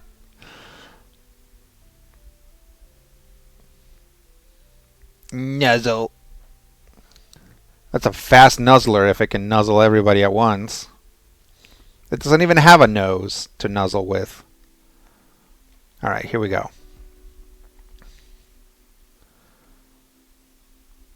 Wow, this is probably the worst the worst version of this so far. It's sad. It's sad that like this like very simple thing that should be very cool every time just doesn't work, right? Like just doesn't animate properly in raids, which is what people are going to end up doing afterwards, you know. Yeah.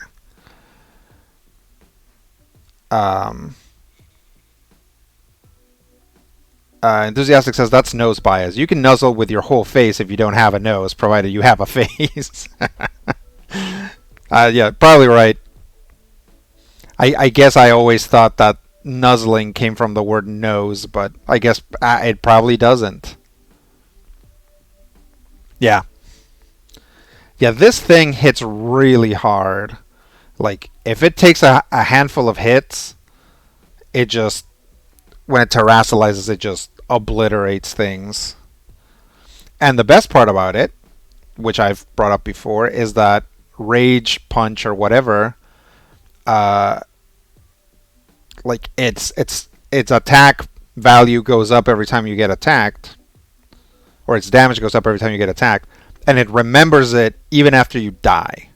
So in raids, if you die and come back, your rage fist is at the level that it's actually one higher than it was before because you got hit, presumably. Um, so yeah, it's really strong, and it doesn't lose its charge essentially. Perfect spiteful attack, yeah, definitely. Let's see.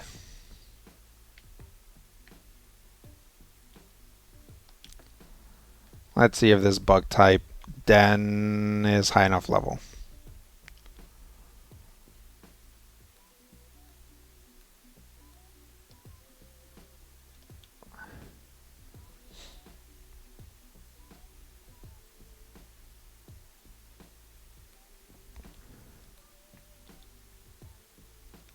Nope. Okay. Let's go somewhere else. Let's try here first.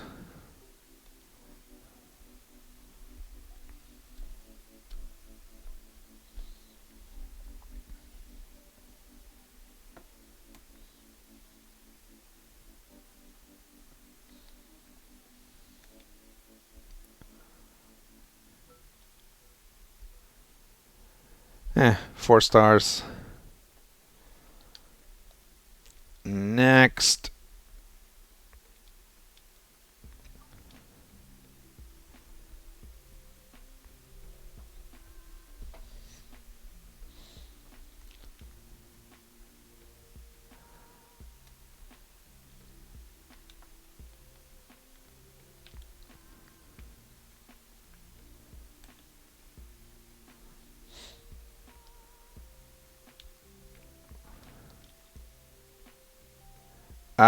Five-star psychic hippo down. If anybody's interested, let me change my Pokemon. Maybe I do want to bring this guy for this. It probably knows some rock type moves. We'll try it this way and see what happens. Actually,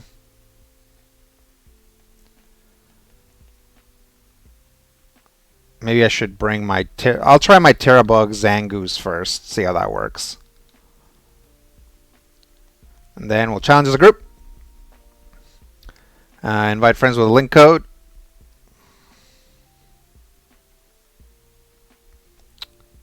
Okay.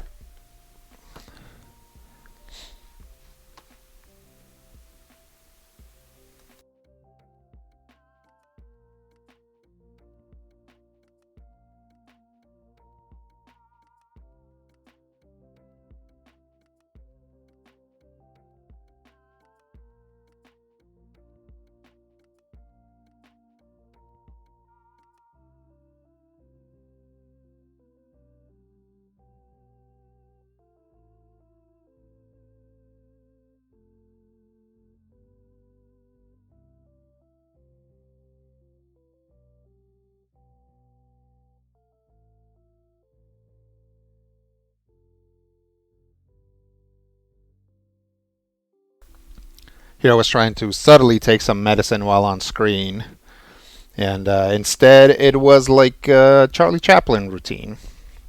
Maybe more of a Buster Keaton. What am I doing here?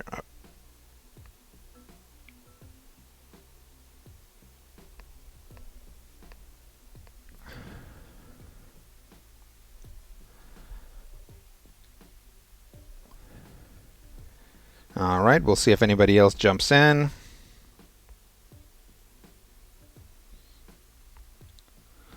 Horseman says, I think I'll be able to hop in on the next one. Okay, cool.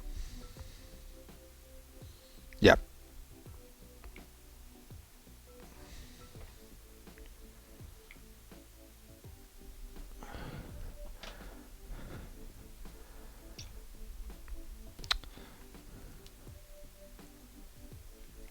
Skip your return to time. To get in on this, or to just, or the stream is still going.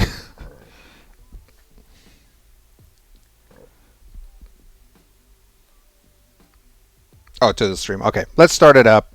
I don't think we're gonna get somebody in before this counts out, so we'll just try this.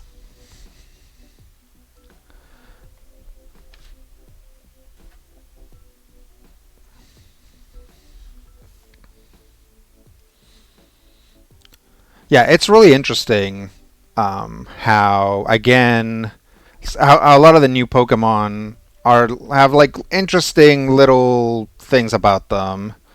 For example, Annihilate being such a good raid Pokemon, and something like oh,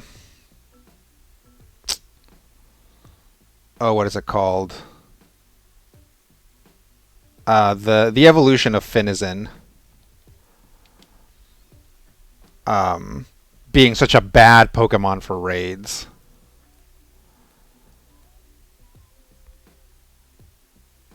Yay. Okay, what do we got here? Oh, just a Rapska.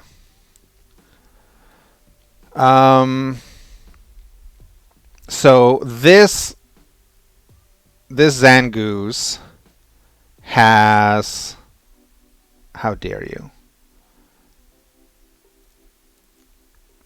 Its main attack is Fury Cutter, which deals more damage the more times you hit. So if you miss a hit in the middle, then you reset back to the lowest value. But as long as you keep hitting, you'll do progressively more damage. I also loaded him up, like his item is a metronome, which does the same thing. The more consecutive hits you get, the more damage you get. So if this guy manages to actually like uninterrupted hit a bunch of times, it starts doing some like pretty severe levels of damage. But it also means that like it's kind of weirdly niche. Blip. Not yet. Fury Cutter. Of course, you can't see his cool damage through the shield, but, you know, once he terrestrializes, it'll be on. Oh, it has to earn its nickname. That's kind of how I am nowadays, too. Although, by the time it's, like, it kind of has to earn its nickname before I even train it up. Because if I'm putting that much resources into it, then I'm going to name it. It's like $500,000 to fully train up a Pokemon. That's a lot of money. So yeah, this okay, are you guys ready for this? This see, that was good. This Zangoose is named Billy Presto. And the reason why it's named Billy Presto is because I tried to name it Billy Preston and I didn't have enough characters. But the reason why I named him Billy Preston is because it's a normal type that is Terra Bug, so he turns into a bug. Because Billy Preston used to play with the Beatles, so sometimes he was like a fifth Beatle. And that's why this Zangoose's name is Billy Presto. That's the entire story.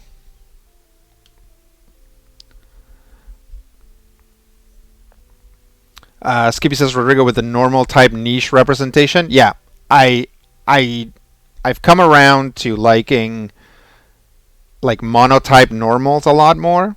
I like Greedent. I like Zangoose. And just a bunch of random ones. Is Lickitung normal nowadays? Yeah, it didn't get turned into a fairy type. So there's a lot of normal types that I like. I would have gone with Gregor's Samsa. That's a good one. Yeah, because it turns into a bug. You're right. That would be a good name for it. Uh, a raid Pokemon needs a trial period before naming. Ooh, that's a niche call. Very neat. Yeah. Um, I get that because I trained up this Pawmot, and it's just not performing the way that I want it to. It's got Iron Fist and it's got a punching glove, and I gave it Thunder Punch, and it kind of doesn't deal enough damage because I think Thunder Punch is a move that doesn't base deal a ton of damage. Um, so I don't know. I might turn it into like a Terra Ice Pokemon. Is that the one I've just been to? Right, it's like Terra Ice, give it Ice Punch, and then use Iron Fist and the Boxing Glove to boost that up. That might be a little bit better. We'll see. I talked about making a Dreadnought basically my main Dark type because it gets the Strong Jaw. Hey, there it is. It gets that Strong Jaw ability, which basically gives it Stab with biting moves, so it could learn Crunch, and then have that with Stab.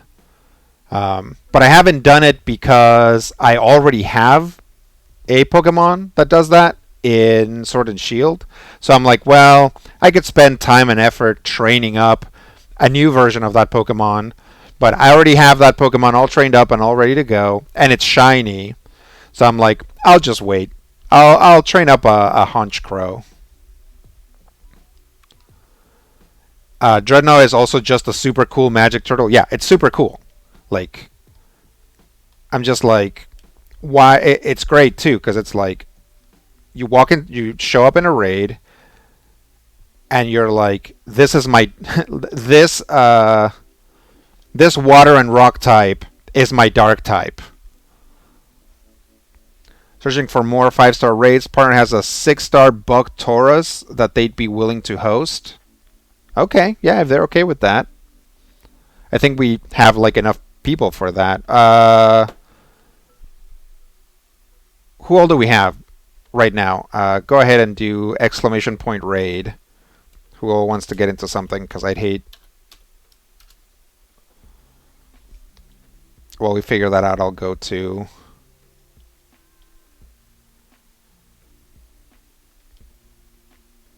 Okay, so Horsepawn Mine, Harvestry.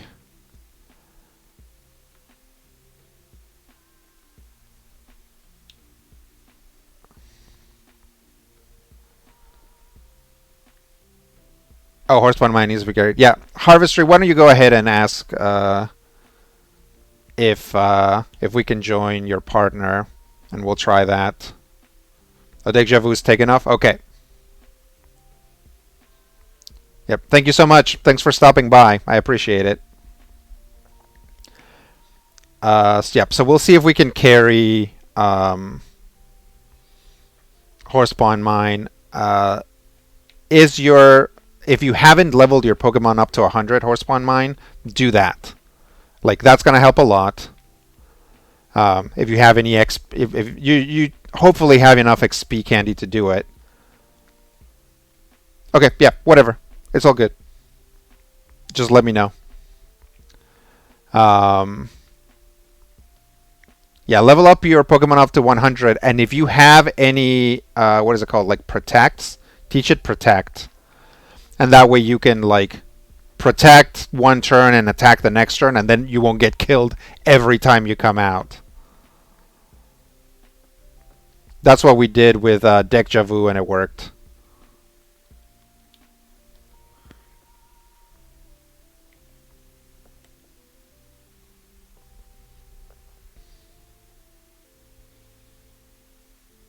Like, is training up a Pokemon something people are interested in?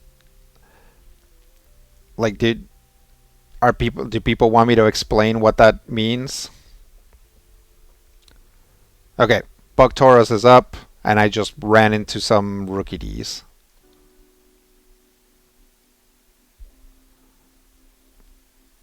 All right, let me line myself up for this. Bug Taurus.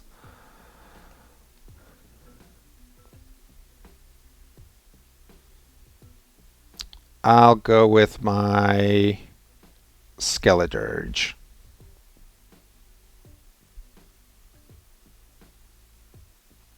Okay. Up, almost clicked random again. X 5 T S V L. The temptation to make a truly epically terrible pun out of Rookie D's, as in Rookie D's. Yeah, did I do that wrong?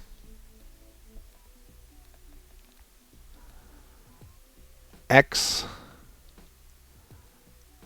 Yeah, resist. Resist works too. X5 T S L V. I think maybe I flipped the L and the V last time.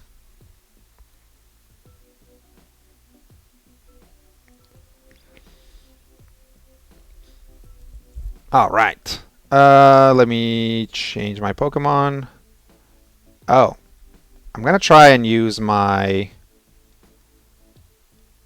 Scyther again. See if that works. Actually, it'll just be easier if I bring a if I bring a special attacker.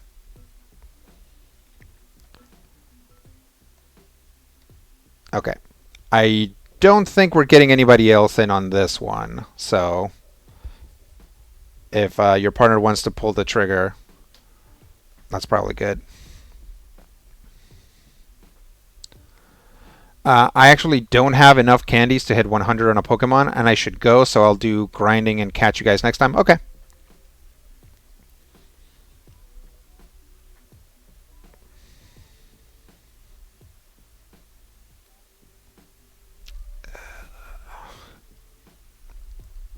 So bright.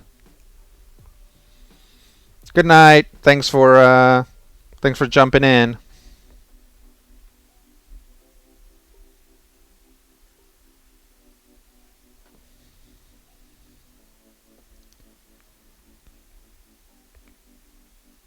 Bug.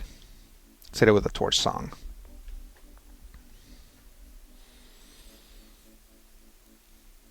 Yeah, Pokemon has always had. It's interesting.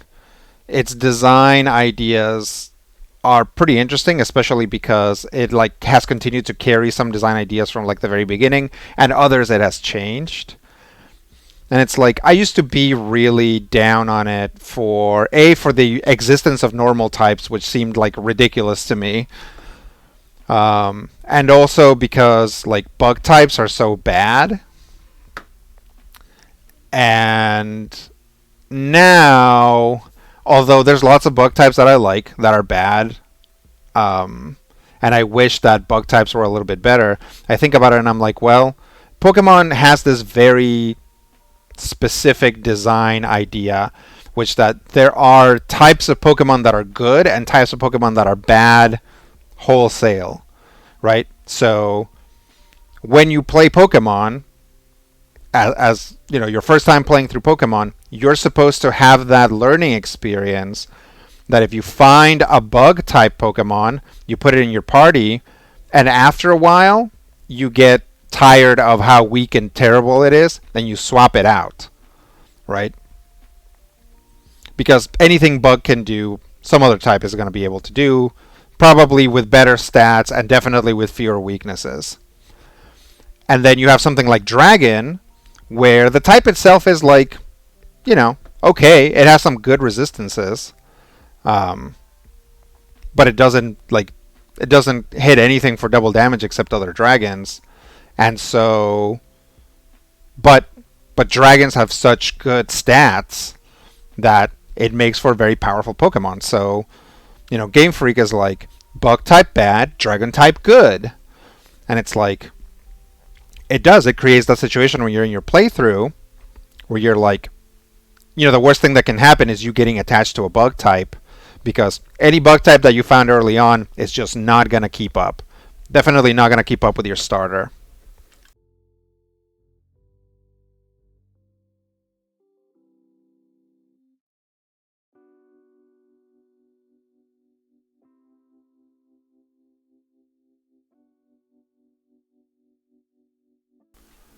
Harvestry says early bug types are heartbreakers. They absolutely are. If you get like some of them under very specific circumstances can continue to be good, like Butterfree. Again, if you're in a normal playthrough, Butterfree can be very good because it learns moves that put other Pokemon to sleep, which means um, it's helpful that way, right? But there's a good chance that it won't be fast enough or it won't be bulky enough to survive a hit from a wild Pokemon. Although over leveling your Pokemon is really something that happens pretty commonly. So, you know, in a niche way, some bug Pokemon do retain like their usefulness or gain new usefulness. But yeah, I tried it. I started playing this game and I was oh, I like this little roundy spider boy, and they actually, this game specifically, they hit you with so many Pokemon early on that you can choose from that I was like you know, very early on in the game I was like, I just got a fairy type. Like, I'm not keeping a bug type in my party. Like, usually you have to wait a long time to catch a fairy type.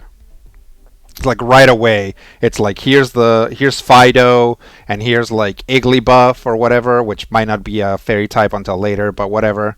And I'm like, oh, I can have a fairy type from the get go. I can have like an electric type from the get go. Like, Bug just keeps getting like pushed down and down and down and down the list, and I had to like trade him out very early on. It's like, because I know that spider's not gonna be any good.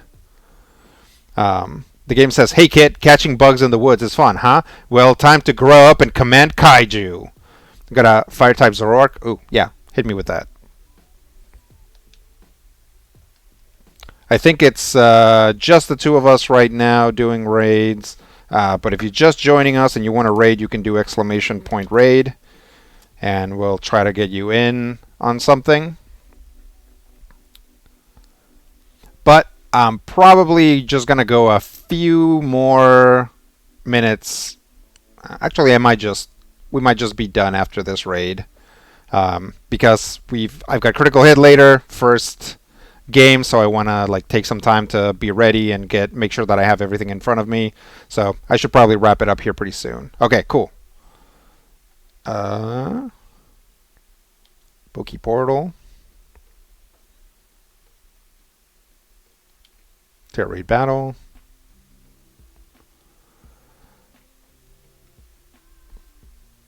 Bye, Saint JW. Thank you. Oh, yes. Thank you for the Eurythmics reference. I appreciate it. That's a callback to the beginning of the stream. 6D.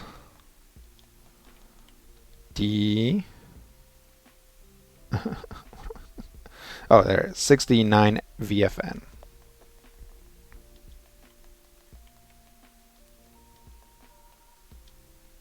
Okay.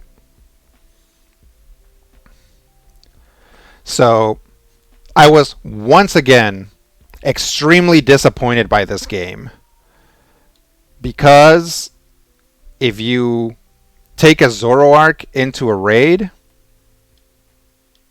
it does not start the raid as the last Pokemon in your party, and I think it should, and I think it's a crime that it doesn't. Like, Zoroark has this weird ability, and it really makes me mad that it doesn't work in raids.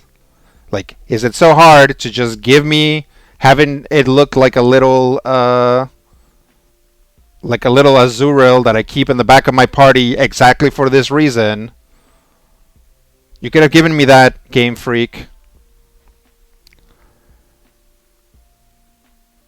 69 is almost a funny number out loud, yes. Enthusiastic says, and here I thought 69 couldn't get better, but it turns out if you stick a D in the middle.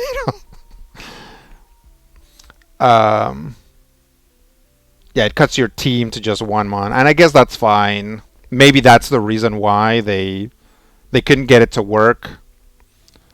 But I wish that they did. It's like, if you're gonna crunch people anyway for them to put out this game, at least give me that. No, don't crunch people. That's bad. Here at El Picachon, we do not. Ooh, look at all these shinies. Everybody's shiny, except for the NPC.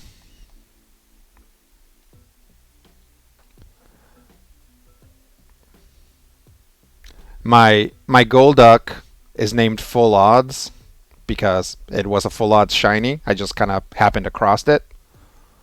So I think that's a cute name. What is it? Am I being taunted? Yeah. Okay. That's fine. I was just going to try to surf it to death.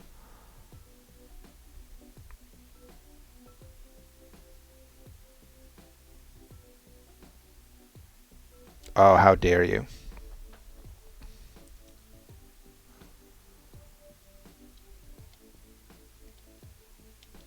Yeah, Shinetown Express, yeah.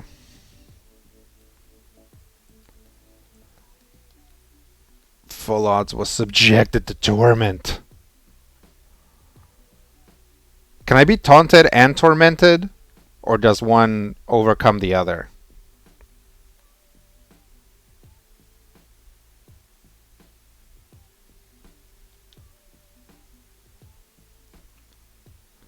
I don't know if I even have a...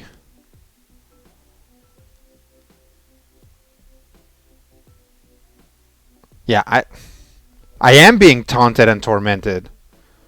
Because I don't have another attack. So it's just struggling. Well, if you guys ever wanted to see a Pokemon use struggle in the middle of a Terra raid, here you go. It's a weird set of events that means that I can't use Surf. At least every other turn I can't use Surf. So I'm going to see if I get killed. Yeah. These raids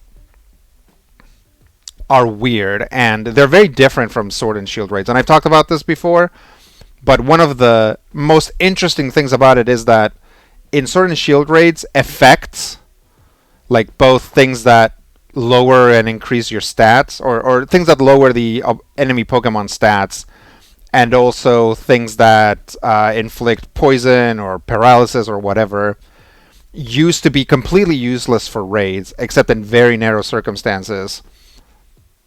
But here they're actually really useful, and you can make great use of them. If you watched earlier, you watched Harvestry basically like take the opponent Pokemon's hat and change his hat, and then like tickle it in the tummy and stuff, and like lower its stats. So you can make whole Pokemon around this. Like I've talked a lot about people going like there's like a a core of brave souls playing Umbreons for raids, and that's all like that's mostly what they do is just lower stats and like confuse the enemy Pokemon and stuff. And they sometimes make things a lot easier. Um, yeah, the struggle was real. Pandora Orb says, a dream come true. Oh, thank you. Harvey says, Stat Messery is great. Yeah, I enjoyed it. And I was often very disappointed in Sword and Shield raids because I couldn't, right? So, like, I made a Prankster Grimmsnarl specifically because with Prankster, it's like pretty much the only way that you can guarantee that you're going to be able to land like uh, a Thunder Wave, right? Or anything else, a Will-O-Wisp. Actually, I don't remember if Grimmsnarl learns Will-O-Wisp, but you know what I'm saying. A Pokemon with Prankster was the only way that you could make sure that you got through before the shield went up, because otherwise you would have to like kind of try to time out like the shield going back down and you being able to get through for some damage, and it was basically impossible, or get through to actually hit, and it was basically impossible. Harv says, I'm really glad so much more is viable in tier rates compared to Dynamax. Yeah, definitely. Um, I'm a big fan of. Let's see if we can do one more.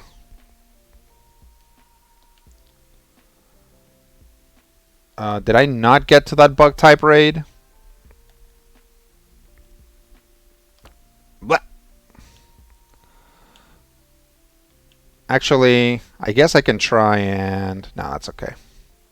No, too low, baby. Let's go. Let's see if there's anything in the lake. Yeah, some stuff going on around the lake.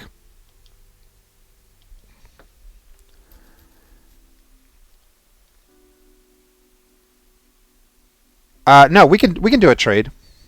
You wanna? Yeah, you wanna do a? We can do a little union room or whatever, and then we can trade, and that way. Right? Is that easier, or is like just trading directly easier?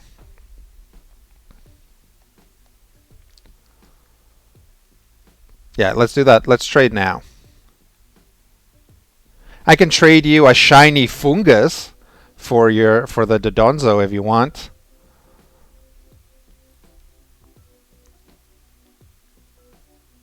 Yeah, okay, let's do a trade code then. That's fine. Yeah, if you got extras and you just wanna, yeah, shiny fungus. Yeah, just send me the trade code when you're ready. And don't you guys type in the trade code, okay? Yeah. Yeah, totally. I did not have plans. I was trying to catch a shiny Venonat, and instead I caught a shiny fungus because I did like poison sandwiches. Um, and I was like, dang it! It's like I don't think it really affects your odds to find a shiny. You have the same odds. 555.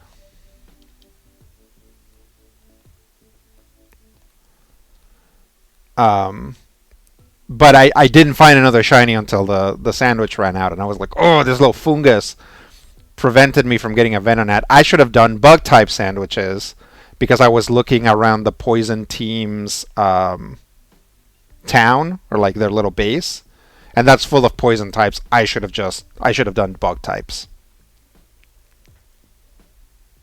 Ooh.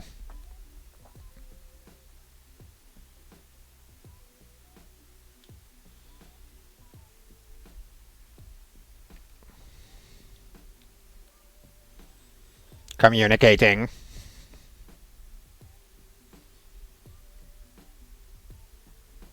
Yeah, this is great because I play with Death of Anubis and Evercaptor, and Death of Anubis has like one or two like fully trained Tatsugiris, and we've been kind of wanting to see what the Dondozo Tatsugiri relationship is in a raid, and we've just never gotten around to it because nobody has sat down to trade up a crab stick. That's great.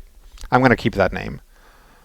Yeah, no, I really appreciate it. So I'll take some time and train this guy up, and then because when you get a shiny, you're like, well, now I kind of have to like show it off. So I'll train up a Dondozo and see how that looks. Yeah, no, I have to now. Yeah.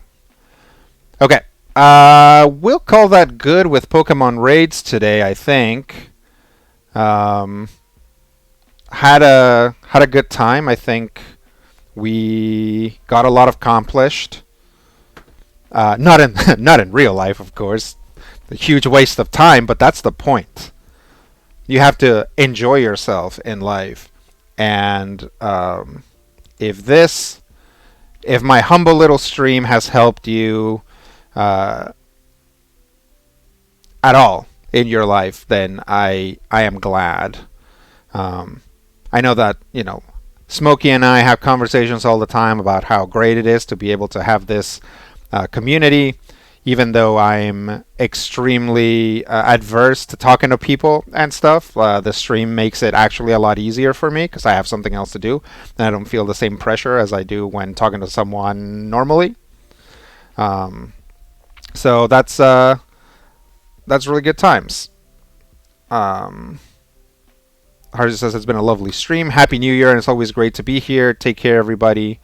Um, Melon says it was a great late night entertainment. Thanks, and see you guys later. I'm amazed at how many like Europeans end up in this stream, and everybody's like, "Oh, it's so late," and I'm like, "It's the mid afternoon." Sorry, I thought Pavlov was moving around, but yes, very glad to have the Europeans here. Very glad to have the Americans here. The odd Australian, also great.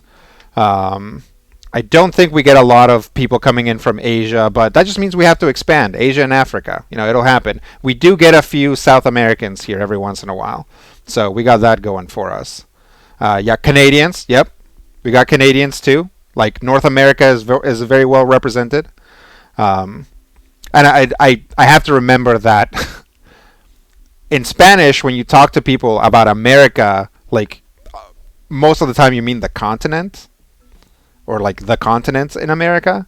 But when you're speaking in English, if you say American, you mean people from the United States. So yeah, very appreciative of Canadians, people from the U.S., Mexicans, also people from Central America.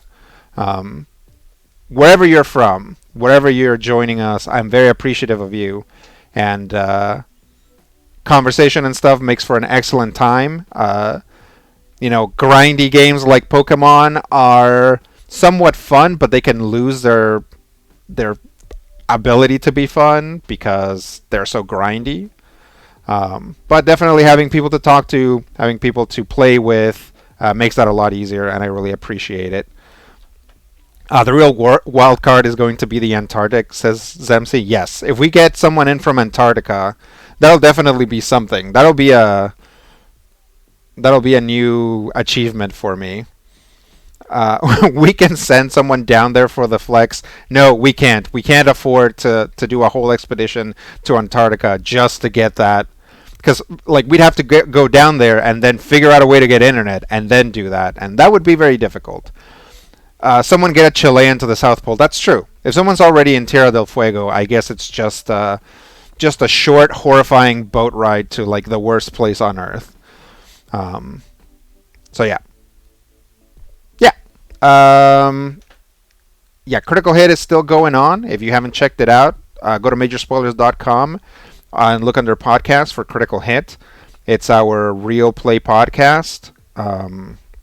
We're starting a new one. We're finishing up our current season, which is called Drifters, which is a Starfinder campaign, and we are moving on to a 2D20 campaign. I don't know if I'm allowed to talk about it yet, but I'm sure I'll be allowed to talk about it pretty soon. So definitely, I think a lot of people who were listening to the Void Saga dropped off afterwards, and that means you've kind of missed out on Drifters. Drifters has been pretty wild.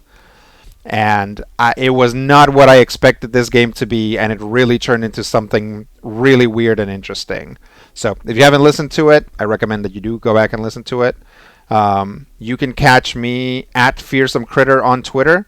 Nowadays, I'm back on my Tumblr, so if you want to go to like what is it, magicturtle.tumblr.com, you can find me there. Obviously, you can go to YouTube and watch this stream and maybe clips from this stream on Lopez Family Variety Channel. And of course, if you're watching this somewhere else, twitch.tv/LPikachon.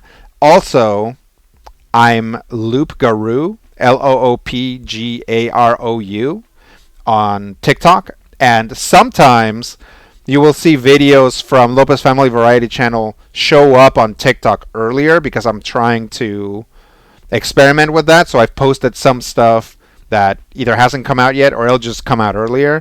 So TikTok is like what I'm using to experiment because not a lot of people follow me there. But you can follow me there and maybe see stuff earlier. So we'll see. That Tumblr life, yeah. I really cut back on Tumblr after a while. Like, I feel bad because people are like, oh yeah, people just left because the porn left. But really, a lot of creators left Tumblr when that, like, right before that happened because they were bought out. And so a lot of creators left, and so my feed disappeared. Like there was nobody posting, so I was like, well. But now people are back. Nature is healing.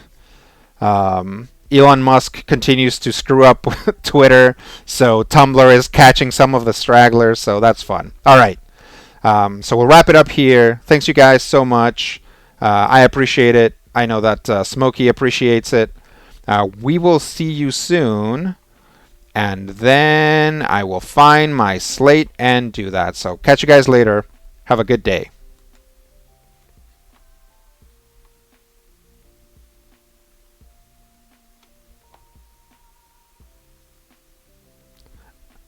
Oh no, Skippy got timed out.